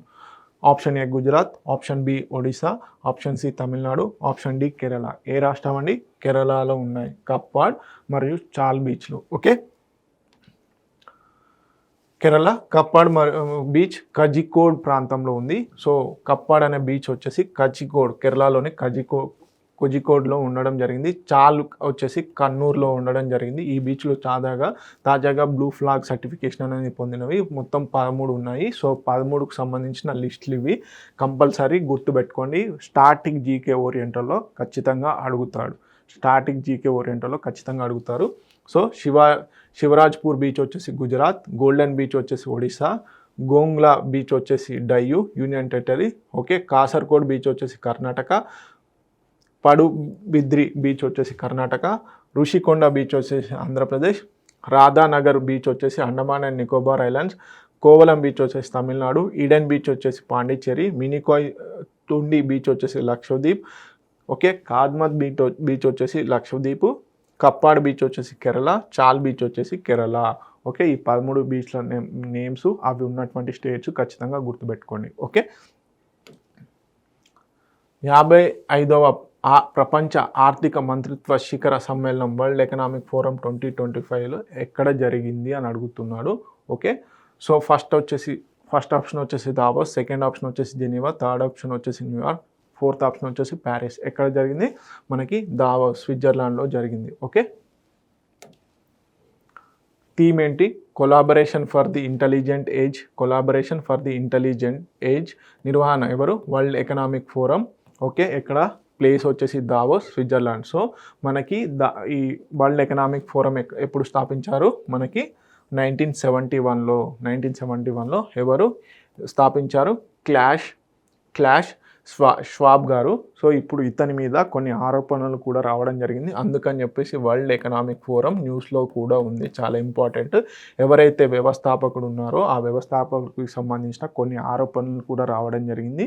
అతని మీద ఇన్వెస్టిగేషన్స్ కూడా జరుగుతున్నాయి. ఎందుకంటే ఈ వరల్డ్ ఎకనామిక్ ఫోరంకు సంబంధించిన ఏవైతే ఫండ్స్ ఉంటాయో తన పర్సనల్ యూజ్ చేసుకున్నాడు అని చెప్పేసి కూడా న్యూస్లో ఉండడం జరిగింది. So theme important, collaboration for the intelligent age. Next, 2025లో Padma అవార్డులు మొత్తం ఎంతమంది వ్యక్తులకు ప్రదానం చేశారు? Option A 100, option B 107, option C వచ్చేసి 139, ఆప్షన్ డి 114. సో మనకి పద్మ అవార్డ్స్ 3 రకాలండి. పద్మశ్రీ, పద్మభూషణ్, పద్మవిభూషణ్. సో ఈ అవార్డ్స్ మొత్తం కలిపి ఎంతమందికి ఇచ్చారు? ఈ 3 రకాల పద్మ అవార్డ్స్ని కలిపి ఎంతమందికి ఇచ్చారు అని అడుగుతున్నారు. So C 139. సో మనకి ఎప్పుడు కూడా రిపబ్లిక్ డే ముందు January 26కి ముందు ఈ పద్మ అవార్డ్స్ని అనౌన్స్ చేయడం జరుగుతుంది. సో ఇప్పుడు వీటి యొక్క ప్రధానోత్సవం అనేది జరుగుతుంది. కంపల్సరీ అడుగుతారు. సో మామూలుగా ఆర్ఆర్బీ, ఎన్టీపీసీ లాంటి ఎగ్జామ్స్లలో ఇలాంటి క్వశ్చన్స్ కంపల్సరీ అడిగే ఛాన్సెస్ ఉంది. Okay, so memory based questions అడుగుతారు కాబట్టి ఎంతమందికి Padma awards, so Padmashri, Padma Bhushan, Padma Vibhushan awards ఇచ్చారు అంటే 139 మందికి ఇవ్వడం జరిగింది. ఓకే, సో దీనిలో డివిజన్ చూద్దాం. సో మొత్తం అవార్డులు వచ్చేసి 139. పద్మవిభూషణ్ వచ్చేసి 7గురికి ఇవ్వడం జరిగింది. పద్మభూషణ్ వచ్చేసి 19 మందికి, పద్మశ్రీ అవార్డ్స్ వచ్చేసి 113 మందికి ఇవ్వడం జరిగింది. వీళ్ళలో మొత్తం పద్మ అవార్డ్స్లలో 23 మహిళలకు ఇవ్వడం జరిగింది. ఓకే, విదేశీయులకి అలాగే ఎన్ఆర్ఐస్కి, పర్సన్ ఆఫ్ ఇండియన్ ఆరిజిన్ క్యాండిడేట్స్కి మొత్తం 10 మందికి ఇవ్వడం జరిగింది. ఓకే, మరణానంతర అవార్డులు అంటే పోస్ట్ మార్క్స్ తర్వాత ఇచ్చే అవార్డులు ఎంతమందికి ఇచ్చారు? 13 మందికి ఇచ్చారు మొత్తం పద్మ అవార్డులలో. సో మెన్షన్ చేస్తే చూడండి, ఒకవేళ పద్మవిభూషణ్ అయితే 7గురికి, పద్మభూషణ్ అయితే 19 మందికి, పద్మశ్రీ అయితే 113 మందికి ఇవ్వడం జరిగింది. ఓకే, నెక్స్ట్, భారత్ పోల్ పోర్టల్ని ఎవరు ప్రారంభించారు అని అడుగుతున్నారు. So option A Nitin Gadkari, option B Amit Shah, option C Amir Shah, option D Narendra Modi. So ఇక్కడ కన్ఫ్యూషన్ కొరకు నేను డిఫరెంట్గా ఇవ్వడం జరిగింది. సో చూసుకోండి, ఎందుకు అంటే పేర్లు మనము ఎగ్జామ్లో స్పీడ్ అనేది మ్యాటర్. ఓకే, ఇప్పుడు క్వశ్చన్స్ లెంతీగా ఇస్తున్నారు కాబట్టి మనం స్పీడ్గా ఆన్సర్ చేయాలి. సో అందుకని చెప్పేసి ఏంటి, ఇలా కన్ఫ్యూషన్లో కూడా ఏంటంటే మనము పూర్తిగా చదవకుండా ఓకే అమీర్ షా అనుకుంటాం, అక్కడ చూసుకొని జాగ్రత్తగా 1కి 2 సార్లు చదివి పెట్టండి. So option B is the correct answer. Amit Shah గారు ఈ భారత్ పోల్ పోర్టల్ని డెవలప్ చేయడం జరిగింది. సో ఇంటర్నేషనల్ కోఆపరేషన్ కోసము, డ్రగ్స్ రిలేటెడ్, చైల్డ్ పోర్నోగ్రఫీ ఇవన్నీకి సంబంధించి మనకి ఇంటర్పోల్ అని చెప్పేసి ఒక ఆర్గనైజేషన్ ఉంటుంది. సో ఇంటర్పోల్ అని ఒక ఆర్గనైజేషన్ ఏదైతే ఇంటర్నేషనల్ లెవెల్లో ఈ పోలీస్ వ్యవస్థను ఉంటుందన్నమాట. సో కొలాబరేషన్ కోసం అని చెప్పేసి స్పీడ్గా ట్రయల్స్ అనేది చేయాలన్న ఉద్దేశంతో ఈ భారత్ పోల్ పోర్టల్ని డెవలప్ చేయడం జరిగింది. దీన్ని డెవలప్ చేసింది ఎవరు అంటే CBI, okay, chief bureau of investigation ఏదైతే ఉందో వారు డెవలప్ చేయడం జరిగింది. ఓకే, సో భారత్ పోల్ పోర్టల్ని ఎవరు ప్రారంభించారు? మనకి అమిత్ షా గారు ప్రారంభించడం జరిగింది. దీని యొక్క ఉద్దేశం, భారత్ పోల్ పోర్టల్ యొక్క ఉద్దేశం ఏంటంటే అంతర్జాతీయ స్థాయి నేరాలు, డ్రగ్, మానవ ఆయుధాల అక్రమ రవాణా, సైబర్ నేరాలు, ఆర్థిక మోసాలు, అదేవిధంగా చైల్డ్ పోర్నోగ్రఫీ, ఉగ్రవాదంపై భారత దర్యాప్తు సంస్థలకు విదేశీ సహకారం, ఓకే, విదేశీ సహకారం అందించడానికి అని ఒక వేదికగా ఉండాలి అని చెప్పేసి ఈ భారత్ పోల్ పోర్టల్ని ఒక యూనిఫైడ్గా, అంటే ఈ క్రైమ్స్ ఏవైతే ఉంటాయో అవి ఇంటర్నేషనల్గా డిఫరెంట్గా డీల్ చేయకుండా ఒకే ప్లాట్ఫామ్ ఉండాలి అని చెప్పేసి ఈ భారత్ పోల్ పోర్టల్ని తీసుకురావడం జరిగింది. ఓకే, ప్రధాన మాడ్యూల్స్ ఏంటి? కనెక్ట్ మాడ్యూల్ అని చెప్పేసి ఒకటి ఉంటుంది. సో కనెక్ట్ మాడ్యూల్ మొత్తం 5 మాడ్యూల్స్లో ఇవ్వడం జరిగింది. ఓకే, ఈ భారత్ పోల్ పోర్టల్. సో ఏంటి కనెక్ట్ మాడ్యూల్ అంటే భారత్లోని అన్ని చట్ట అమలు సంస్థలను, CBI central bureau of investigation ఏదైతే ఉందో central bureau of investigation, interpole India యొక్క నేషనల్ సెంట్రల్ బ్యూరోగా, ఓకే, ఒక వేదికపై కలుపుతుంది అన్నమాట. ఇది సెంట్రల్ బ్యూరో ఆఫ్ ఇన్వెస్టిగేషన్ అనేది ఒక వేదికలాగా ఉంటుంది. అదేవిధంగా బ్రాడ్కాస్ట్ మాడ్యూల్ అని చెప్పేసి విదేశీ దేశాల నుండి వచ్చిన నేర సమాచారం లేదా సహాయం, అంటే వేరే దేశాలు సహాయం కొడితే కదా పలానా నేరస్తుడు మీ దేశంలో ఉన్నాడు అని చెప్పేసి, సో ఆ విధంగా అభ్యర్థులను భారత సంస్థలకు పంపించేందుకు బ్రాడ్కాస్ట్ మాడ్యూల్ అని ఉంది. అదేవిధంగా ఇంటర్పోల్ రిఫరెన్సెస్ మాడ్యూల్, విదేశాల్లో దర్యాప్తుల కోసం, ఓకే, ఇంటర్పోల్ ద్వారా వేగవంతమైన అంతర్జాతీయ సహకారం పొందేందుకు అని చెప్పేసి ఈ మాడ్యూల్ యూజ్ చేస్తున్నారు. అదేవిధంగా ఇంటర్పోల్ నోటీసులు మాడ్యూల్. సో ఇంటర్పోల్ వాళ్ళు మనకి కొన్ని నోటీసులు ఇస్తారు, ఓకే, రెడ్ కార్నర్ నోటీస్ ఈ విధంగా. సో అలాంటి నోటీసులకు సంబంధించి కోఆర్డినేషన్ కోసం భారత సంస్థలు వేగంగా అభ్యర్థనలను పంపించేందుకు అని చెప్పేసి ఈ మాడ్యూల్ ఉంది. ఓకే, రిసోర్సెస్ మాడ్యూల్, ప్రామాణిక పత్రాలు, శిక్షణ మరియు సామర్థ్య వృద్ధి కోసం అని చెప్పేసి సమాచారం అందించే వేదికగా ఈ రిసోర్స్ మాడ్యూల్ అనేది ఉంది. సో భారత్ పోర్టల్లో మొత్తం 5 మాడ్యూల్స్ ఉన్నాయి. వాటి గురించి డీటెయిల్గా చెప్పడం జరిగింది. ఓకే, ఎవరు లాంచ్ చేశారు, డెవలప్ చేసింది ఎవరు అంటే సెంట్రల్ బ్యూరో ఆఫ్ ఇన్వెస్టిగేషన్ వారు. ఓకే, అదేవిధంగా ఇంటర్పోల్కి ఆయా ఏదైతే ఇంటర్నేషనల్ పోలీస్ ఏదైతే ఉంటుందో ఆ సంస్థకి ఇండియా నుంచి సహకారం అందించేటువంటి సంస్థ ఇండియా నుంచి ఎవరు అంటే సెంట్రల్ బ్యూరో ఆఫ్ ఇన్వెస్టిగేషన్ వారు. ఓకే, సో ఇస్రో యొక్క 11వ చైర్మన్ ఎవరు నియమించబడ్డారు? Option A V Narayanan, option B S Somanath, option C M Radhakrishnan, D Sanjay Kumar. ఎవరండి? ఆప్షన్ ఏ వి నారాయణన్ గారు ఇస్రోకి, ఇండియన్ స్పేస్ రీసెర్చ్ ఆర్గనైజేషన్, భారతీయ అంతరిక్ష సంస్థ ఏదైతే ఉందో దానికి 11వ చైర్మన్గా వి నారాయణన్ గారు ఉన్నారు. సో ఇంతకుముందు ఎస్ సోమనాథ్ గారు ఉండేవారు, వారి ప్లేస్లో వి నారాయణన్ గారు రావడం జరిగింది.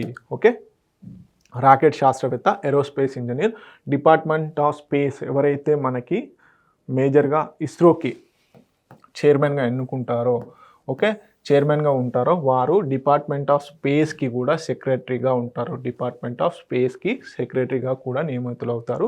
ఇంతకుముందు ఎస్ సోమనాథ్ గారు ఉండేవారు. సో మనకి మేజర్గా 1969లో ఇస్రోను స్థాపించడం జరిగింది. దీని యొక్క ప్రధాన కార్యాలయం ఎక్కడ ఉంది? బెంగళూరులో ఉంది. Okay, next global fire power index 2025లో భారత ర్యాంకు ఎంత అని అడుగుతున్నారు. సో ఈ ర్యాంకును దేని మీద బేస్ చేసుకొని ఇస్తారంటే మేజర్గా ఆయా దేశాలకు సంబంధించినటువంటి మిలిటరీ ఎక్స్పెండిచర్, జీడిపిలో షేర్, నావికా దళం ఎంత ఉంది, ఎయిర్ ఫోర్స్ ఎంత ఉంది, అదేవిధంగా ఆర్మీ రిలేటెడ్ ఎంత ఉంది అని చెప్పేసి ఒక ఎస్టిమేషన్స్ తీసుకొని ఈ గ్లోబల్ ఫైర్ పవర్ ఇండెక్స్ అనేది ఇవ్వడం జరుగుతుంది. సో ఈ గ్లోబల్ ఫైర్ పవర్ ఇండెక్స్ 2025లో భారత ర్యాంక్ ఎంత అని అడుగుతున్నాడు. ఆప్షన్ ఏ 3వ ర్యాంకు, ఆప్షన్ బి 5వ ర్యాంకు, ఆప్షన్ సి 4వ ర్యాంకు, ఆప్షన్ డి 6వ rank, option C is the correct answer. 4th ప్లేస్లో ఉండడం జరిగింది. ఓకే, గ్లోబల్ ఫైర్ పవర్ ఇండెక్స్లో. సో దాని గురించి సంబంధించి ఈ సూచిక దేశాల సైనిక శక్తిని విశ్లేషించి ర్యాంకులు కేటాయిస్తుంది. ఇది కేవలం సైనికుల సంఖ్య లేదా ఆయుధ సామర్థ్యంతోనే కాకుండా మొత్తం జాతీయ శక్తిని ప్రతిబింబించేలా రూపొందించబడుతుందంట. సో దీంట్లో భారత ర్యాంకు 4వ స్థానము.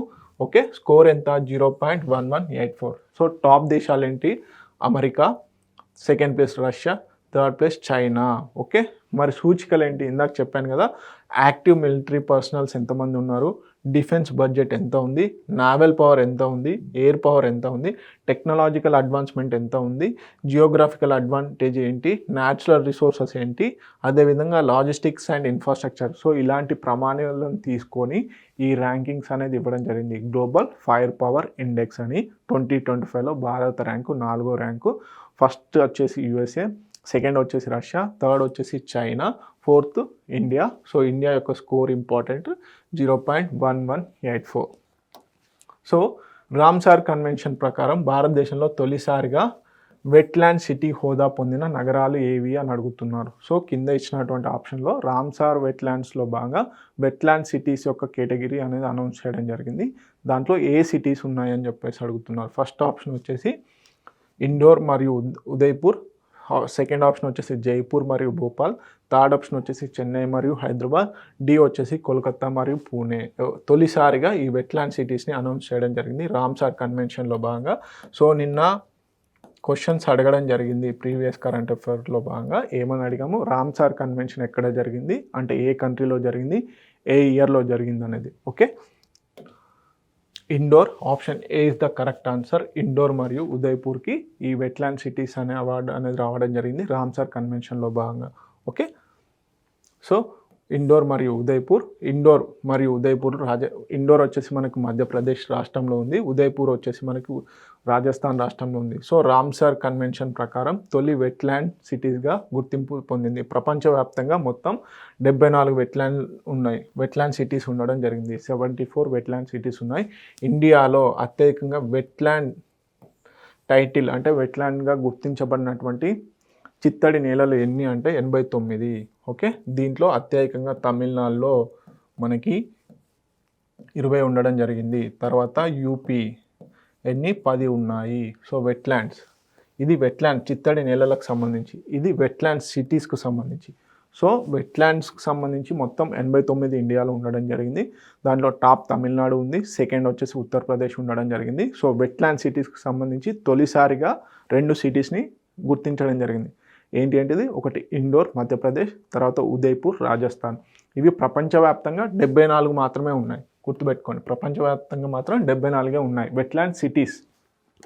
నెక్స్ట్ వచ్చేసి 2020లో జరిగిన 76వ గణతంత్ర దినోత్సవానికి భారత ప్రభుత్వం ఆహ్వానించిన ముఖ్య అతిథి ఎవరు అని అడుగుతున్నారు. సో ఆల్రెడీ జరిగిపోయింది కాబట్టి, సో జరిగినటువంటి 76వ గణతంత్ర దినోత్సవానికి భారత ప్రభుత్వం ఆహ్వానించిన ముఖ్య అతిథి ఎవరు అంటున్నారు. ఫస్ట్ వచ్చేసి ఇమాన్యుయల్ మ్యాక్రాన్, సెకండ్ ఆప్షన్ వచ్చేసి షేక్ హసీనా, థర్డ్ ఆప్షన్ వచ్చేసి రిషి సునాక్, డి వచ్చేసి Prabowo Subianto. So option D is the correct answer. వీరు ఇండోనేషియాకి సంబంధించిన ప్రధాని. సో వీరిని ఇన్వైట్ చేయడం జరిగింది, ప్రభావో సుబియాంటో గారిని 76వ గణతంత్ర వేడుకల దినోత్సవం అని చెప్పేసి ఆహ్వానించడం జరిగింది. ఓకే, సో ప్రభావో సుబియాంటో ఇండోనేషియా అధ్యక్షుడు. సో థీమ్ ఏంటి అనేది ఇంపార్టెంట్. స్వర్ణిమ భారత్, వారసత్వం మరియు అభివృద్ధిగా నిర్ణయించబడింది. ఏంటి, స్వర్ణిమ భారత్, విరాసత్ ఔర్ వికాస్ అనే థీమ్తోని ఈసారి మనకి 76వ గణతంత్ర దినోత్సవ వేడుకలు జరిగాయి. ఓకే, సో నెక్స్ట్ క్వశ్చన్ కనుక చూసుకున్నట్లయితే 2025 గణతంత్ర దినోత్సవ పరేడ్లో ఉత్తమ రాష్ట్ర ట్యాబ్లాగా ఎంపికైన రాష్ట్రం ఏది? సో ట్యాబ్లా అంటే ఏం లేదండి, సో ఆయా రాష్ట్రాలకు సంబంధించినటువంటి వాహనాలు ఉంటాయి కదా, సో ఆ వాహనాలను పరంగానే టేబులా అంటారు. సో దాంట్లో ఏ రాష్ట్రానికి ఫస్ట్ ర్యాంక్ రావడం జరిగింది అంటున్నారు. సో విజేతగా ఎవరు నిలిచారో అని అంటున్నారు. సో ఆప్షన్ ఏ Uttar Pradesh, option B Odisha, option C Madhya Pradesh, option D Uttarakhand. ఏ రాష్ట్రానికి రావడం జరిగింది? ఉత్తరప్రదేశ్ రాష్ట్రానికి రావడం జరిగింది. Option A is the correct answer. Theme, ఒక్కొక్క థీమ్ను బేస్ చేసుకొని ఆయా రాష్ట్రాలు వాహనాలని డెకరేట్ చేయడం జరుగుతుంది. సో ఉత్తరప్రదేశ్ యొక్క థీమ్ ఏంటంటే స్వర్ణిమ భారత్, అదేవిధంగా మహాకుంభ్ 2025 స్వర్ణిమ భారత్ అనే థీమ్తోని ఈ ట్యాబ్లను డెవలప్ చేయడం జరిగింది, ప్రదర్శించడం జరిగింది. సో అందుకని చెప్పేసి ఉత్తరప్రదేశ్కి ఫస్ట్ ర్యాంక్ రావడం జరిగింది. తర్వాత త్రిపుర, ఆంధ్రప్రదేశ్లో రన్నరప్గా నిలవడం జరిగింది. ఓకే, నెక్స్ట్ క్వశ్చన్ కనుక చూసుకున్నట్లయితే 2025 ఆస్ట్రేలియన్ ఓపెన్ టెన్నిస్ పురుషుల సింగిల్స్ టైటిల్ను గెలుచుకున్న ఆటగాడు ఎవరు అని అడుగుతున్నారు. ఆప్షన్ ఏ వచ్చేసి రఫేల్ నాదల్, ఆప్షన్ బి వచ్చేసి Jannik Sinner, option C Rinky Hijikata, option D Daniil Medvedev గారు. ఎవరికండి? Option B is the correct answer. Jannik Sinner గారికి ఆస్ట్రేలియన్ ఓపెన్ టెన్నిస్ గెలవడం జరిగింది. ఓకే, జానిక్ సిన్నర్ 2025 ఇటలీకి చెందినటువంటి ప్లేయర్. సో కంట్రీ కూడా అడుగుతాడు. Okay, ఇటలీకి చెందినటువంటి జానిక్ సిన్నర్ ఆస్ట్రేలియన్ ఓపెన్ గెలుచుకోవడం జరిగింది. ఎవరిపైన? ఫైనల్లో జర్మనీకి చెందినటువంటి అలెగ్జాండర్ జ్వేరేవ్ ఓడించి ఎవరు? జానిక్ సిన్నర్ గారు 2025 ఆస్ట్రేలియన్ ఓపెన్ గెలుచుకోవడం జరిగింది. జానిక్ సిన్నర్ గారికి ఇది మొదటి grand slam title. Okay, next 2024-25 Vijay Hazare ట్రోఫీలో విజేతగా నిలిచిన జట్టు ఏది అని అడుగుతున్నాడు. ఫస్ట్ ఆప్షన్ వచ్చేసి మహారాష్ట్ర, సెకండ్ ఆప్షన్ వచ్చేసి కర్ణాటక, థర్డ్ ఆప్షన్ వచ్చేసి ఢిల్లీ, ఫోర్త్ ఆప్షన్ వచ్చేసి ముంబై. ఏ స్టేట్ అండి? Karnataka. Option B is the correct answer. Vijay Hazare trophy అనేది 2024-25 సంవత్సరానికి గాను కర్ణాటక గెలుచుకోవడం జరిగింది. ఓకే, సో 2024-25 హజారే ట్రోఫీ వచ్చేసి కర్ణాటక విజేతగా నిలిస్తే ఫైనల్లో విదర్భను ఓడించడం జరిగింది. ప్లేయర్ ఆఫ్ ది సిరీస్ ఎవరిని? కరుణ్ నాయర్కు రావడం జరిగింది. అదేవిధంగా మనకి Ranji trophy important. So Ranji ట్రోఫీకి సంబంధించి ఎవరు గెలవడం జరిగింది? విదర్భ గెలవడం జరిగింది. ఓకే, కానీ విజయ్ హజారే ట్రోఫీ మాత్రం కర్ణాటక గెలవడం జరిగింది. ఇక్కడ రన్నరప్ వచ్చేసి రంజీ ట్రోఫీలో రన్నరప్ వచ్చేసి Kerala. Okay, next current affairs వచ్చేసి 2025 ఖోఖో వరల్డ్ కప్ టోర్నమెంట్ విజేతగా నిలిచిన దేశం ఏది అంటున్నారు. ఆప్షన్ ఏ Pakistan, option B Sri Lanka, option C వచ్చేసి భారతదేశం, ఆప్షన్ డి బంగ్లాదేశ్. ఎవరు అండి? భారతదేశం గెలవడం జరిగింది. సో ఖోఖో వరల్డ్ కప్ అనేది ఫస్ట్ టైం కండక్ట్ చేయడం జరిగింది ఇండియాలోనే, మన భారతదేశంలోనే ఈ ఖోఖో వరల్డ్ కప్ని ఫస్ట్ టైం కండక్ట్ చేయడం జరిగింది. సో ఈ వరల్డ్ కప్లో భారతదేశం గెలవడం జరిగింది. ఈ క్వశ్చన్ రీసెంట్గా మొన్న జరిగినటువంటి యూపీఎస్సీలో కూడా రావడం జరిగింది. ఓకే, యూపీఎస్సీ ప్రిలిమ్స్లో కూడా రావడం జరిగింది. ఓకే, సో భారతదేశం అద్భుతమైన ప్రదర్శనతో ఫైనల్లో గెలవడం జరిగింది. ఎక్కడ జరిగింది అంటే ఇందిరాగాంధీ ఇండోర్ స్టేడియం న్యూఢిల్లీలో ఓకే, ఈ వేదికగా నిలిచిందనమాట. ఇందిరాగాంధీ ఇండోర్ స్టేడియంలో ఈ వరల్డ్ కప్ సంబంధించి ఖోఖో వరల్డ్ కప్ అనేది కండక్ట్ చేయడం జరిగింది. నెక్స్ట్ 2024-25 సంతోష్ ట్రోఫీ ఫుట్బాల్ టోర్నమెంట్లో టైటిల్ గెలుచుకున్న జట్టు ఏది? 2024-25 సంతోష్ ట్రోఫీ ఫుట్బాల్కు సంబంధించి ఇండియాలో సంతోష్ ట్రోఫీ చాలా ఫేమస్ అండి. సో ఆ కప్పు గెలుచుకున్నటువంటి రాష్ట్రం ఏదని అడుగుతున్నాడు. సో ఫస్ట్ ఆప్షన్ వచ్చేసి మేఘాలయ, సెకండ్ ఆప్షన్ వచ్చేసి ఉత్తరాఖండ్, థర్డ్ ఆప్షన్ వచ్చేసి సర్వీసెస్, ఫోర్త్ ఆప్షన్ వచ్చేసి పశ్చిమ బెంగాల్. ఎవరు గెలవడం జరిగింది? Paschim Bengal. D is the correct answer. మనకి నేషనల్ గేమ్స్లో సర్వీసెస్ ఎక్కువగా మెడల్స్ గెలవడం జరిగింది. సో దీన్ని కంపారిజన్ చేసుకోకండి. నేషనల్ గేమ్స్లో మనకి సర్వీసెస్ ఏదైతే ఉందో సర్వీసెస్ గెలవడం జరిగింది ఎక్కువ మెడల్స్. తర్వాత మహారాష్ట్ర, తర్వాత వచ్చేసి మనకి హర్యానా ఉండడం జరిగింది మెడల్ టాలీలో. ఇక్కడ సంతోష్ ట్రోఫీ ఫుట్బాల్ టోర్నమెంట్ గెలిచింది మాత్రం పశ్చిమ బెంగాల్. ఓకే, సో పశ్చిమ బెంగాల్ జట్టు విజేతగా నిలిచింది. Kerala runner up over Kerala. Okay, so ఎవరు best player of the tournament? Okay, player of the tournament ఎవరికి రావడం జరిగింది? రూబీ హన్స్డా అనే వ్యక్తికి రావడం జరిగింది. నెక్స్ట్ సామాజిక ఆర్థిక ప్రభావవంతమైనటువంటి బ్రిక్స్ గ్రూప్ ఉంది కదా. సో బ్రిక్స్ గ్రూపులో 9వ భాగస్వామ్య దేశంగా 2024-25లో ఏ దేశం చేరింది అంటున్నాడు. సామాజిక ఆర్థిక ప్రభావవంతమైనటువంటి బ్రిక్స్ గ్రూప్లో 9వ భాగస్వామ్య దేశంగా 2024-25లో ఏ దేశం చేరింది? సో ఇక్కడ కంపల్సరీ గుర్తుపెట్టుకోవాల్సింది ఏంటంటే క్వశ్చన్ ఏది అడుగుతున్నాడు అనేది important. Option A Nigeria, option B Egypt, option C Saudi Arabia, option D Iran. So BRICS countries member countries వేరు, పార్ట్నర్షిప్ కంట్రీస్ వేరు. ఓకే, పార్ట్నర్షిప్ కంట్రీస్లో భాగంగా చేరినటువంటి కంట్రీ ఏది అంటున్నాడు. ఆప్షన్ ఏ నైజీరియా చేరిందండి. సో ఇక్కడ మెంబర్ కంట్రీస్ కాదు, పార్ట్నర్ కంట్రీస్. ఓకే, దాని గురించి చూద్దాం. 2024-25 బ్రెజిల్, రష్యా, ఇండియా, చైనా, దక్షిణాఫ్రికాలో నైజీరియా 9వ భాగస్వామ్య దేశంగా చేరింది. ఓకే, ఇది బ్రిక్స్ విస్తరణలో ప్రక్రియలో ఒక కీలకమైన భాగం. So Brazil, Russia, Bharat, China, దక్షిణాఫ్రికా. సో బ్రిక్స్ కంట్రీస్ రీసెంట్గా యాక్చువల్లీ బ్రిక్స్ వచ్చేసి మనకి కేవలం 5 కంట్రీస్ మాత్రమే ఉన్నాయి. ప్రపంచంలో అత్యంత వేగంగా అభివృద్ధి చెందుతున్న దేశాల యొక్క కూటమే బ్రిక్స్ అన్నమాట. Brazil, Russia, India, China, south Africa. First brick మాత్రమే ఉండేది, తర్వాత సౌత్ ఆఫ్రికా జాయిన్ అవడంతో బ్రిక్స్గా మారింది. ఇప్పుడు ఈ బ్రిక్స్ కూటమిని విస్తరిస్తున్నారు. సో విస్తరించడంలో భాగంగా మెంబర్స్ కంట్రీస్ అనేది ఇంపార్టెంట్. బ్రెజిల్, రష్యా, చైనా, దక్షిణాఫ్రికా, ఇవి టాప్ కంట్రీస్ అనమాట, ఫస్ట్ కంట్రీస్. తర్వాత Egypt, Ethiopia, Iran, Indonesia, Saudi Arabia, అదేవిధంగా యునైటెడ్ అరబ్ ఎమిరేట్స్ జాయిన్ అవుతాయని చెప్పడం జరిగింది. ఓకే, ఇతర కొత్త భాగస్వామ్య దేశాలు ఏంటి? Belarus, Bolivia, Cuba, Kazakhstan, Malaysia, Thailand, Uganda, Uzbekistan, అదేవిధంగా ఇప్పుడు మనకి నైజీరియా. ఓకే, భారతదేశంలో అభివృద్ధి చేయబడిన తొలి electrical air tax. Okay, air tax పేరు ఏమిటి అని అడుగుతున్నారు. ఫస్ట్ ఆప్షన్ వచ్చేసి ప్రగతి, సెకండ్ ఆప్షన్ వచ్చేసి శూన్య, థర్డ్ ఆప్షన్ వచ్చేసి వాయు, ఫోర్త్ ఆప్షన్ వచ్చేసి Urja.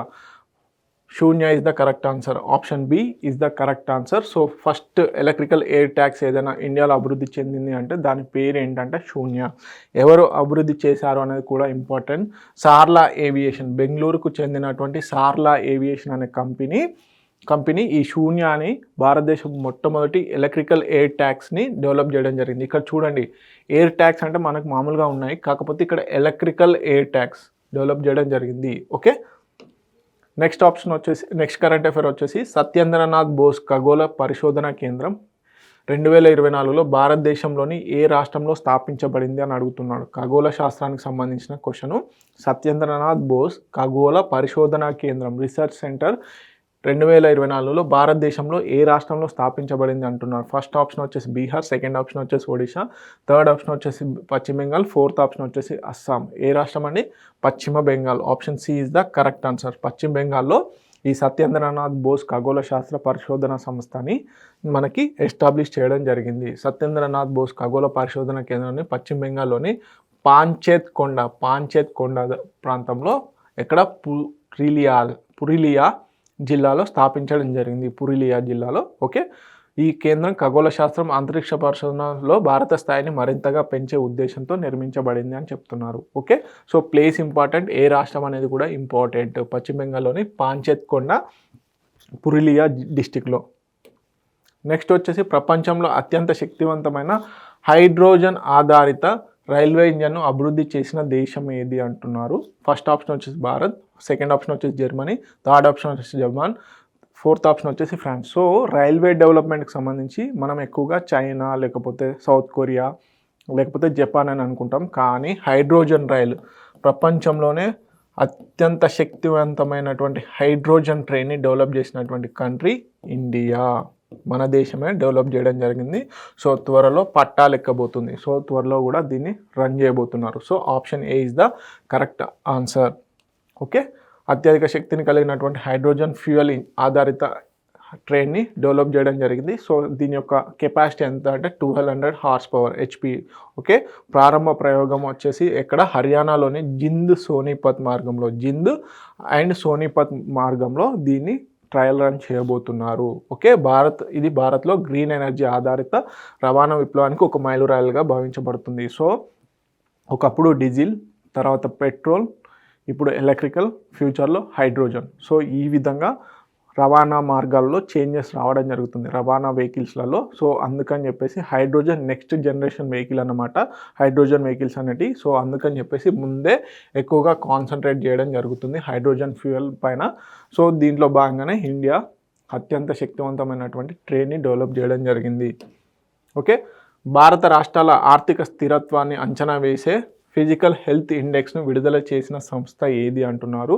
So compulsory important. Physical health index 2025 విడుదల చేసినటువంటి సంస్థ ఏది అంటున్నారు. ఆర్థిక మంత్రిత్వ శాఖ, భారతీయ reserve bank, RBI. Okay, option C వచ్చేసి నీతి ఆయోగ్, ఆప్షన్ డి వచ్చేసి సెబీ. సో మామూలుగా ఫిజికల్ హెల్త్ ఇండెక్స్ అంటే మామూలుగా ఆర్థిక స్థిరత్వాన్ని అంచనా వేసే సూచి అంటే మనకి ఏమనిపిస్తుంది? RBI కావచ్చు అనుకుంటారు, కానీ కాదండి. Option C is the correct answer. NITI Aayog physical health ఇండెక్స్ని రిలీజ్ చేయడం జరిగింది. సో దీంట్లో టాప్ స్టేట్స్ ఏంటి అనేది చూద్దాం. సో ఫిజికల్ హెల్త్ ఇండెక్స్ నీతి ఆయోగ్ రూపొందించి విడుదల చేసింది. ఈ సూచిక భారత రాష్ట్రాల ఆర్థిక పరిస్థితిని వివిధ ప్రమాణాల ఆధారంగా విశ్లేషిస్తుంది. టాప్ స్టేట్స్ ఏంటంటే ఒడిశా, ఛత్తీస్గఢ్, గోవా, గుజరాత్. ఇవి టాప్ స్టేట్స్ అన్నమాట. ఫిజికల్ హెల్త్ ఇండెక్స్లో టాప్ స్టేట్స్గా ఒడిశా ఉంది, తర్వాత ఛత్తీస్గఢ్, గోవా, గుజరాత్.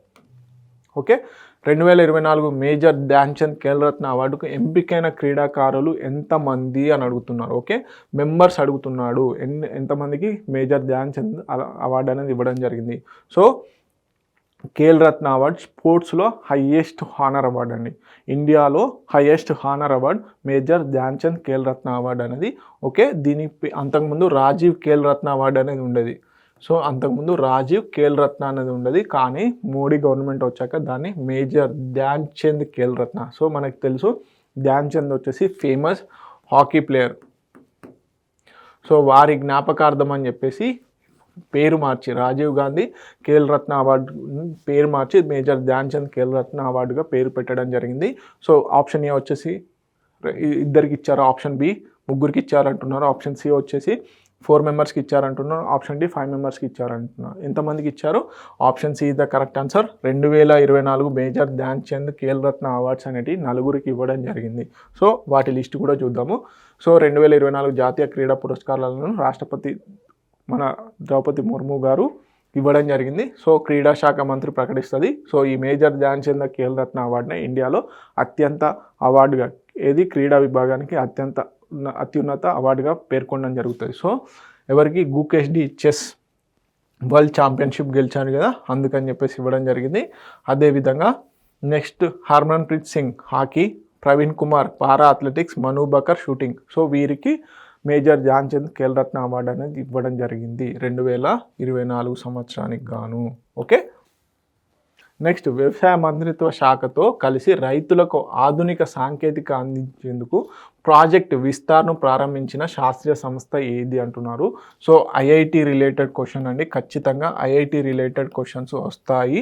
సో కింద ఇచ్చినటువంటి ఏ ఐఐటి సంస్థ ప్రాజెక్ట్ విస్తార్ని లాంచ్ చేయడం భాగస్వామ్యంగా ఉంది అంటున్నారు. Option A IIT Madras, option B IIT Delhi, option C IIT Bombay, option D IIT Kanpur. Okay, ఎవరు? Option A is the correct answer. IIT Madras వారు ఒక టెక్నాలజీని, ఈ ప్రాజెక్ట్ విస్తారాన్ని డెవలప్ చేయడం జరిగింది. దీంట్లో భాగంగా రైతులు పండించినటువంటి డాటాను అనుగుణంగా బేస్ చేసుకొని ఆధునిక పద్ధతులను ఇంకా పుచ్చుకోవడం కోసం అని చెప్పేసి ప్రాజెక్ట్ విస్తారాన్ని తీసుకురావడం జరిగింది. ఓకే, వ్యవసాయ మంత్రిత్వ శాఖతో భాగస్వామ్యంగా ఐఐటి మద్రాస్ ప్రారంభించిన ప్రాజెక్ట్ విస్తార్. ఓకే, లక్ష్యం ఏంటి? ఆధునిక డిజిటల్ సాంకేతికతలు అందించడం, వ్యవసాయ ఉత్పాదనను పెంచడం. ఓకే, ఈ ప్రాజెక్ట్ ద్వారా డేటా ఆధారిత వ్యవసాయ విధానాలను గ్రామీణ ప్రాంతాల్లో ప్రోత్సహించినారు. ఇది కృత్రిమ మేధస్సు, ఏఐ, సెన్సార్ల వ్యవస్థలను, డిజిటల్ ఎక్స్టెన్షన్ సేవలతో వంటి అంశాలను ఉపయోగిస్తుంది ఈ project Vistar. Okay, next question కనుక చూసుకున్నట్లయితే వన్యజీవ వ్యవస్థ విలువను గ్రీన్ జీడిపితో లింక్ చేసిన భారతదేశపు మొట్టమొదటి రాష్ట్రం ఏది? వన్యజీవ వ్యవస్థ ఏదైతే బయోడైవర్సిటీ ఉంటుందో దాన్ని, వైల్డ్ లైఫ్ ఏదైతే ఉంటుందో దాన్ని గ్రీన్ జీడిపితో లింక్ చేసినటువంటి భారతదేశపు మొదటి రాష్ట్రం ఏది అంటున్నారు. సో మనకి ఇప్పుడున్నటువంటి ఎకానమీ పాయింట్ ఆఫ్ వ్యూలో ఈ గ్రీన్ జీడిపికి వాల్యూ పెరుగుతుంది. ఎక్కువగా శాస్త్రవేత్తలు గ్రీన్ జీడిపిని క్యాలిక్యులేట్ చేయండి అంటున్నారు. జీడిపితో పాటుగా గ్రీన్ జీడిపి కూడా ఉండాలి అని చెప్పేసి చెప్తున్నారు. సో అందులో భాగంగా గ్రీన్ జీడిపితో లింక్ చేసినటువంటి మొట్టమొదటి రాష్ట్రం ఏది అంటున్నారు, ఖచ్చితంగా అడుగుతారు. ఓకే, ఫస్ట్ ఆప్షన్ వచ్చేసి ఛత్తీస్గఢ్, సెకండ్ ఆప్షన్ వచ్చేసి మధ్యప్రదేశ్, థర్డ్ ఆప్షన్ వచ్చేసి ఒడిశా, ఫోర్త్ ఆప్షన్ వచ్చేసి జార్ఖండ్. ఎవరికండి? ఛత్తీస్గఢ్ రాష్ట్రం ఈ గ్రీన్ జీడిపితో లింక్ చేయడం జరిగింది. ఓకే, ఛత్తీస్గఢ్ రాష్ట్రం భారతదేశంలోనే మొదటిసారిగా ఫారెస్ట్ ఎకోసిస్టమ్ సేవల విలువను గ్రీన్ జీడిపితో లింకు చేయడం జరిగింది. ఈ అడ్వాన్స్డ్ ఆర్థిక ప్రమాణం ద్వారా అటవీ వనరుల ద్వారా సమాజానికి లభించే పర్యావరణ సేవలు, వాయుశుద్ధి, నీటి సంరక్షణ, జీవ వైవిధ్యం లాంటివి వాణిజ్య విలువతో అంచనా వేయబడతాయి. అంటే చూడండి, పర్యావరణ సేవలు ఏవైతే ఉంటాయో వాయుశుద్ధి అంటే ఎయిర్ క్లీనింగ్, అదేవిధంగా నీటి సంరక్షణ, జీవ వైవిధ్యం, వాణిజ్య విలువలతో అంచనా వేయబడతాయంట ఈ 3 అంశాలు. సో సస్టైనబుల్ డెవలప్మెంట్కు కొత్త దిశగా చూపుతుంది అని చెప్పేసి చెప్పడం జరుగుతుంది. సో సింపుల్గా గ్రీన్ జీడిపితో లింక్ చేసినటువంటి రాష్ట్రం ఏది అంటే ఛత్తీస్గఢ్. ఓకే, నెక్స్ట్ హిమ కవచ్ మల్టీలేయర్ క్లాతింగ్ సిస్టమ్ని రూపొందించిన సంస్థ ఏది అంటున్నారు. క్రింద ఇచ్చినటువంటి సంస్థలలో హిమ కవచ్ అని చెప్పేసి ఒక మల్టీలేయర్ క్లాతింగ్ సిస్టమ్ని తీసుకురావడం జరిగింది సైనికుల కోసం అని చెప్పేసి. మన ఇండియన్ ఆర్మీ సియాచిన్ గ్లేషియర్ లాంటి వెరీ సివియర్ కండిషన్స్లలో వర్క్ చేస్తూ ఉంటారు కదా, సో వారి కోసం అని చెప్పేసి హిమ కవచాన్ని తీసుకురావడం జరిగింది. సో దాన్ని డెవలప్ చేసిన సంస్థ ఏది అంటున్నారు. Option A DRDO, option B ISRO, option C BARC, option D భారత సైన్యం. ఎవరండి? Option A is the correct answer. Hima Kavach అని చెప్పేసి డెవలప్ చేయడం జరిగింది. అత్యంత క్రిటికల్ కండిషన్స్లో వర్క్ చేయడం కోసం అని చెప్పేసి దీన్ని డెవలప్ చేశారు. DRDO, defence research development organisation. So బహుపొరల వస్త్ర వ్యవస్థ, okay, multi layer clothing system. So అతి విషమమైన వాతావరణ పరిస్థితులలో +20 degrees నుంచి, అంటే వాతావరణంలో వేడి అనేది +20 degrees ఉండాలి. అదేవిధంగా -60 degrees లాంటి కండిషన్స్లో కూడా ఈ దుస్తులను ధరించి వర్క్ అంటే మన సైనికులు పోరాడవచ్చు అనమాట. సో భారత సైనికుల రక్షణ కోసం రూపొందించారు. చలిలో చేసే సేవ జవాన్లకు తగిన ఉష్ణ రక్షణ కవచంగా కల్పిస్తూ దీన్ని డెవలప్ చేయడం జరిగింది. ఓకే, నెక్స్ట్ సోన్మార్గ్ చాలా ఇంపార్టెంట్ అండి. ఈ సోన్మార్గ్కి శీతాకాలంలో రహదారి లభ్యతను కల్పిస్తూ నిర్మించబడిన 6.5 kilometers పొడవైన జెడ్మోర్ టన్నెల్ ఏ కేంద్ర పాలిత ప్రాంతంలో ఉంది అని అడుగుతున్నాడు. ఫస్ట్ ఆప్షన్ వచ్చేసి జమ్మూ కాశ్మీర్, సెకండ్ ఆప్షన్ వచ్చేసి ఢిల్లీ, ఫోర్త్ ఆప్షన్ వచ్చేసి అండమాన్, థర్డ్ ఆప్షన్ వచ్చేసి అండమాన్, ఫోర్త్ ఆప్షన్ వచ్చేసి పుదుచ్చేరి. ఓకే, ఏ రాష్ట్రంలో ఏ కేంద్రపాలిత ప్రాంతంలో ఉందండి? Jammu Kashmir. Option A is the correct answer. Sonmarg చాలా ఫేమస్ అండి. ఇది లడఖ్ని లేని మనకి మేజర్గా కాశ్మీర్ నుంచి లడఖ్ని కనెక్ట్ చేసేందుకు ఈ సోన్మార్గ్ అనేది చాలా ఇంపార్టెంట్. సో దీంట్లో ఈ సోన్మార్గ్ ప్లేస్లో ఈ జెడ్మోర్ టన్నెల్ అనేది నిర్మించబోతున్నారు. ఓకే, అది జమ్మూ కాశ్మీర్లో ఉండడం జరిగింది. దాని యొక్క పొడవు వచ్చేసి 6.5 kilometers. ఓకే, జెడ్మోర్ టన్నెల్ జమ్మూ కాశ్మీర్లోని గగనగిరి మరియు సోన్మార్గ్ మధ్య నిర్మించబడిన కీలక రహదారి టన్నెల్. సో శీతాకాలంలో హిమపాతం కారణంగా ఏర్పడే ట్రాఫిక్ అంతరాయాలను నివారించడంలో ఈ జెడ్మోర్ టన్నెల్ అని చెప్పేసి చాలా ఉపయోగంగా ఉంటుంది. అంటే శీతాకాలం టైంలో ఈ సోన్మార్గ్ని క్లోజ్ చేస్తారన్నమాట. సో అందుకని చెప్పేసి ట్రేడ్ కానీ ఇతరత్ర అవసరాలు అనేవి తగ్గిపోతాయి. అందుకని చెప్పేసి శీతాకాలంలో కూడా ఉపయోగకరంగా ఉండేందుకని చెప్పేసి మనకి ఈ జెడ్మోర్ టన్నెల్ని సోన్మార్గ్ ప్రాంతంలో నిర్మించబోతున్నారు. ఓకే, సో పర్యాటక అభివృద్ధి, రక్షణ అవసరాలు మరియు ప్రాంతీయ వాణిజ్యం కొరకు కీలకంగా మారనుంది ఈ జెడ్మోర్ టన్నెల్. ఓకే, నెక్స్ట్ ఇటీవల కాలంలో 88 ఏళ్ల వయసులో కన్ను మూసిన రాజగోపాల చంద్రశేఖర్ ఎటువంటి రంగంతో సంబంధం కలిగి ఉన్నారు? సో ఫేమస్ పర్సనాలిటీస్ ఎవరైతే చనిపోతున్నారో వాళ్ళ గురించి ఒకసారి కంపల్సరీ చదవండి, ఖచ్చితంగా అడుగుతారు. సో భారతదేశానికి ఎనలేని కృషి చేసిన వాళ్ళు చాలామంది ఉంటారు, మనకు తెలియని వాళ్ళు. సో వాళ్ళు మరణించిన తర్వాత వాళ్ళ యొక్క విశిష్ట సేవలను గుర్తు చేసుకుంటూ ఉంటారు పేపర్లలో, న్యూస్ పేపర్లలో. సో వారి గురించి కంపల్సరీ చదవాలి. సో ఈ రాజగోపాల చంద్రశేఖర్ గారు మరణించడం జరిగింది ఇటీవల. సో వారి చేసినటువంటి విశిష్ట కృషి ఏ రంగంలో చేశారు అని క్వశ్చన్ సింపుల్గా. ఆప్షన్ ఏ అణుశాస్త్రం, ఆప్షన్ బి అంతరిక్ష పరిశోధన, ఆప్షన్ సి వైద్యశాస్త్రం, ఆప్షన్ డి రోబోటిక్స్. ఏ శాస్త్రంలో అండి? అణుశాస్త్రంలో. ఓకే, మనకి న్యూక్లియర్ సైన్స్లో వీరు యొక్క సేవలు చాలా ఇంపార్టెంట్. మనకి పోఖ్రాన్ టెస్ట్లు ఏవైతే ఉన్నాయో, స్మైలింగ్ బుద్ధ, అదేవిధంగా ఆపరేషన్ శక్తి 1998లో నిర్వహించినటువంటి న్యూక్లియర్ టెస్ట్లో వీరి యొక్క కీ రోల్ చాలా ఉంది. ఓకే, రాజగోపాల చిదంబరం భారతదేశానికి చెందిన ప్రముఖ న్యూక్లియర్ ఫిజిసిస్ట్ సైన్స్. ఓకే, మనకు 1974లో ఏదైతే స్మైలింగ్ బుద్ధ లాగా చేసామో ఆ అణుపరీక్షలో, అదేవిధంగా 1988 పోఖ్రాన్ 2 టెస్ట్లో ఆపరేషన్ శక్తిలో కూడా వీరు చాలా కీ రోల్ చేయడం జరిగింది. వీరికి 1975లో పద్మశ్రీ అవార్డు రావడం జరిగింది. 1999లో పద్మ విభూషణ్ రావడం జరిగింది. ఓకే, భారతదేశంలో సముద్రం మీద నిర్మించబడిన మొట్టమొదటి గ్లాస్ బ్రిడ్జ్ ఎక్కడ ఉంది? So this is the simple question, already అందరికి తెలుసు. ఫస్ట్ ఆప్షన్ వచ్చేసి కేరళ, ఆప్షన్ బి వచ్చేసి తమిళనాడు, ఆప్షన్ సి వచ్చేసి గుజరాత్, ఆప్షన్ డి వచ్చేసి మహారాష్ట్ర. సో సముద్రం మీద నిర్మించినటువంటి మొట్టమొదటి గ్లాస్ బ్రిడ్జ్ ఎక్కడ ఉందండి? మనకు తమిళనాడు. ఓకే, కన్యాకుమారిలోని తమిళనాడులో నిర్మించడం జరిగింది. పమ్మన్ ఎక్కడైతే ఉందో ఆ పమ్మన్ ప్లేస్లో మనకి ఈ మొట్టమొదటి గ్లాస్ బ్రిడ్జ్ అనేది నిర్మించడం జరిగింది. ఓకే, భారతదేశపు తొలి సముద్రంపై గ్లాస్ బ్రిడ్జ్ తమిళనాడు రాష్ట్రంలోని కన్యాకుమారిలో నిర్మించడం జరిగింది. ఈ గ్లాస్ వాక్వే సముద్రాన్ని పైనుండి వీక్షించే అరుదైన అనుభూతిని పర్యాటకులకు అందిస్తుంది. ఓకే, కొత్త పర్యాటక ఆకర్షణగా కూడా నిలుస్తుంది అనమాట. సో మేజర్గా ఎక్కడ ఉంది? తమిళనాడు. ప్లేస్ వచ్చేసి Kanyakumari, Pamban bridge. Okay, next brand finance global 500 report.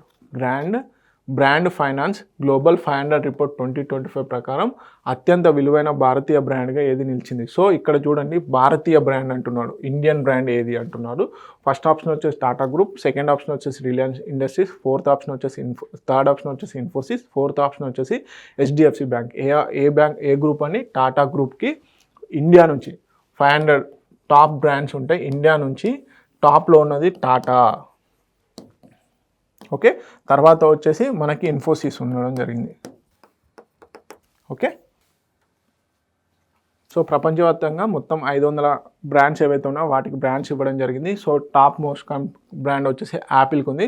$574 billion వాల్యూతోని Apple first ప్లేస్లో ఉంది. తర్వాత మైక్రోసాఫ్ట్ ఉంది. ఇండియాలో వచ్చేసి టాటా గ్రూప్ ఉంది. సో దీనికి $31.6 బిలియన్ తోని ఈ ఎన్నో ప్లేస్లో ఉంది, ప్రపంచం మొత్తంలో 60వ స్థానంలో ఉంది. తర్వాత టాటా గ్రూప్ తర్వాత ఇన్ఫోసిస్ ఉండడం విశేషం.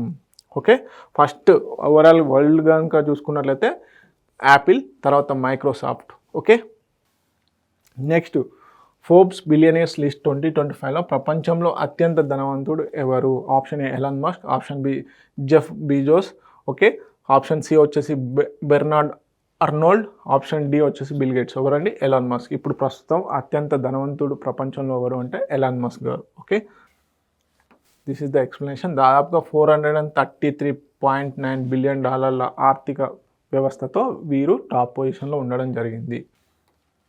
Next climate change performance index 2025లో భారత్ ర్యాంక్ ఎంత? So climate change performance index అనేది చాలా ఇంపార్టెంట్ అండి. ఈ క్లైమేట్ చేంజ్ పర్ఫార్మెన్స్ ఇండెక్స్లో అంటే క్లైమేట్ చేంజ్ ఏదైతే జరుగుతుందో దానికి అనుగుణంగా ఎవరు అడుగులు వేస్తారు అంటే క్లైమేట్ చేంజ్కి తగ్గట్టుగా ఆ క్లైమేట్ చేంజ్ జరగకుండా అడ్డుకునేందుకు అంటే పర్యావరణ సంరక్షణ కోసం ఎవరెవరు ఎంత తోడ్పాటు చేస్తున్నారో అన్న ఉద్దేశంతో ఈ క్లైమేట్ చేంజ్ పర్ఫార్మెన్స్ ఇండెక్స్ అనేది ఇవ్వడం జరుగుతుంది.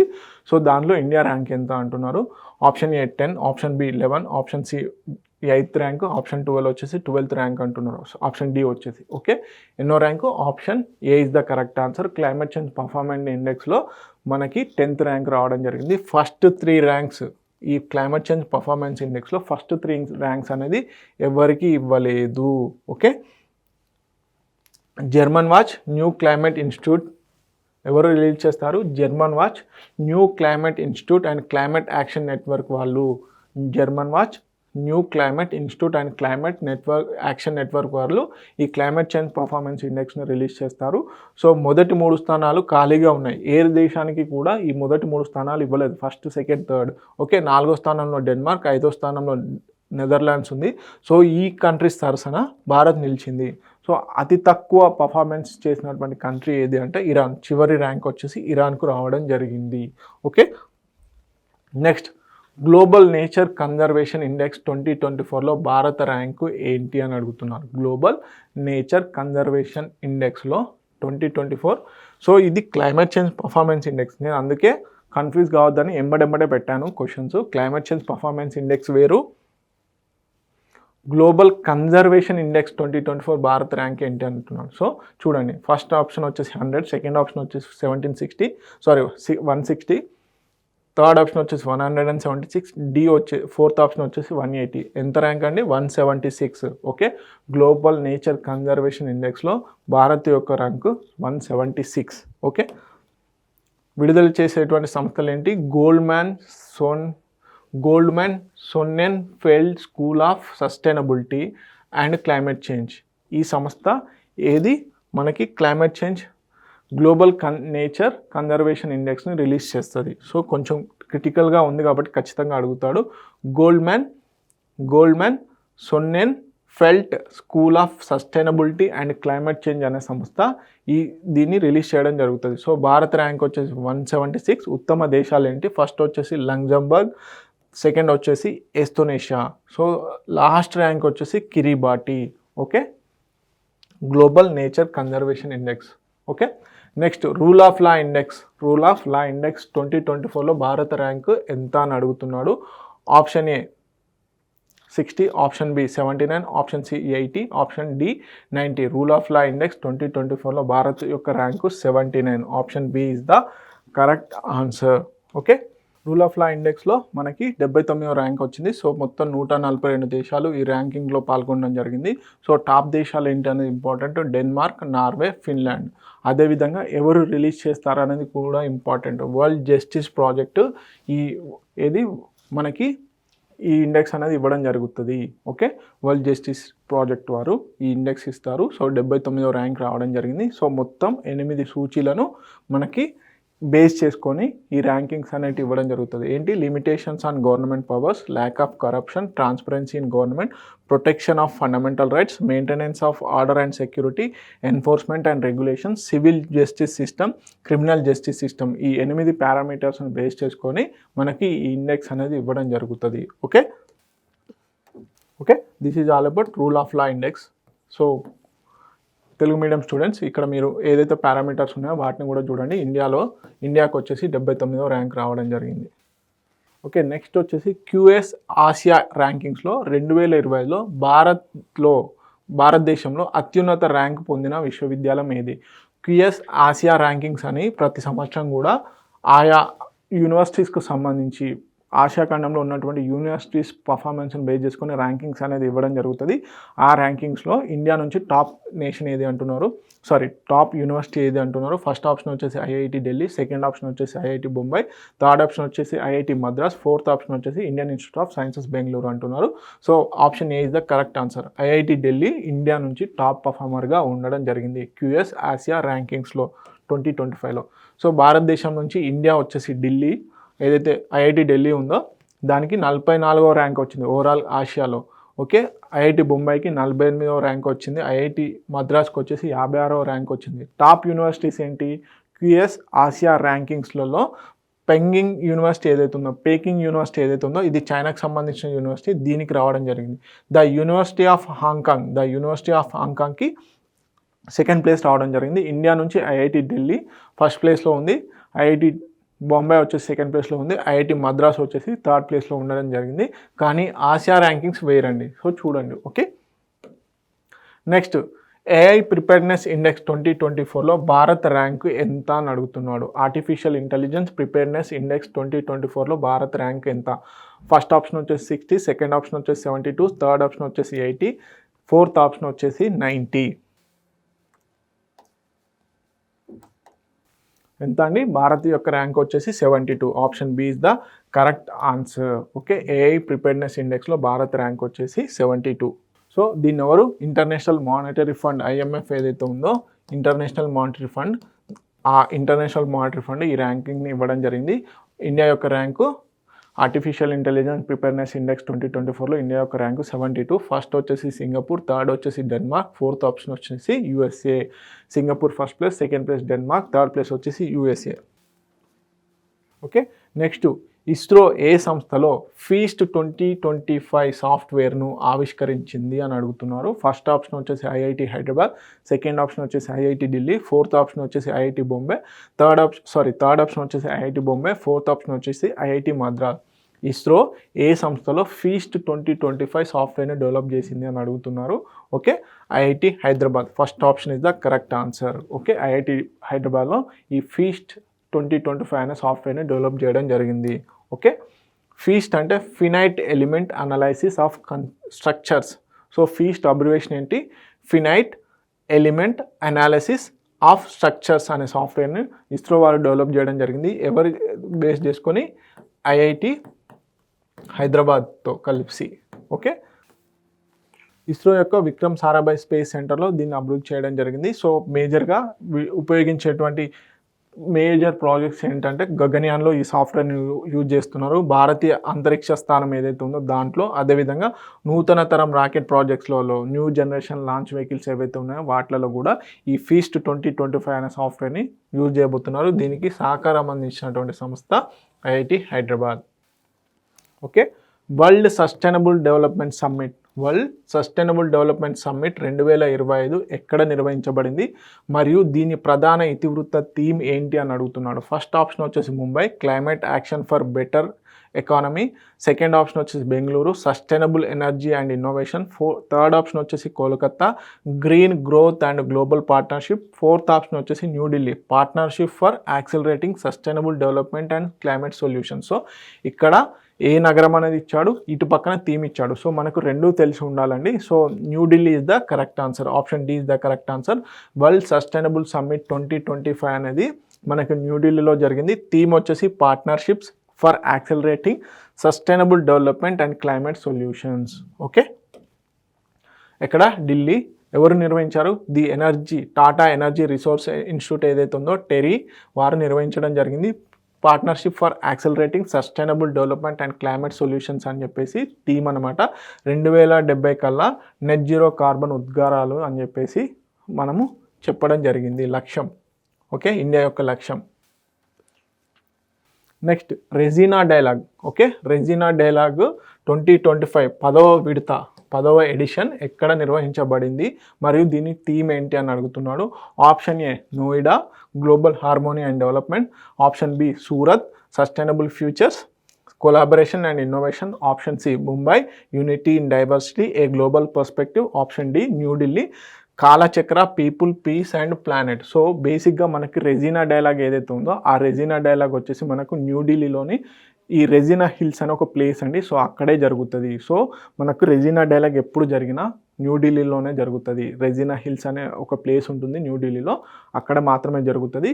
So option D is the correct answer. So Kalachakra, people, peace and planet అనేది థీమ్ అనమాట. So Kalachakra, people, peace and planet. Okay, New Delhi ప్రారంభించింది ప్రధానమంత్రి నరేంద్ర మోడీ. ముఖ్య అతిథిగా ఎవరు వచ్చారు? క్రిస్టోఫర్ లక్సన్, న్యూజిలాండ్ ప్రధాని క్రిస్టోఫర్ లక్సన్ గారు రావడం జరిగింది. థీమ్ వచ్చేసి Kalachakra, people, peace and planet. So ఎవరు నిర్వహిస్తారు? ఎవ్రీ ఇయర్ కూడా మనకి మినిస్ట్రీ ఆఫ్ ఎక్స్టర్నల్ అఫైర్స్ విదేశాంగ మంత్రిత్వ శాఖ, అదేవిధంగా అబ్జర్వర్ రీసెర్చ్ ఫౌండేషన్ ORF అని ఒకటి ఉంటుంది. సో ఈ ORF వారు సంయుక్తంగా ఈ రెజీనా డైలాగ్ని నిర్వహించడం జరుగుతుంది. ఓకే, నెక్స్ట్ సామాజిక న్యాయంపై 2020లో తొలి ప్రాంతీయ సంభాషణ ఎక్కడ నిర్వహించబడింది మరియు దీని థీమ్ ఏమంటున్నారు? సామాజిక న్యాయం, సోషల్ జస్టిస్. ఓకే, సామాజిక న్యాయం అంటే సోషల్ జస్టిస్. ఒక్కొక్కసారి ఇలా కూడా అడిగే ఛాన్సెస్ ఉన్నాయి. ఈ సోషల్ జస్టిస్కి సంబంధించి తొలి ప్రాంతీయ సంభాషణ ఎక్కడ నిర్వహించబడింది మరియు దీని థీమ్ ఏమంటున్నారు? ఫస్ట్ ఆప్షన్ వచ్చేసి Mumbai, social justice in the digital ఎరా.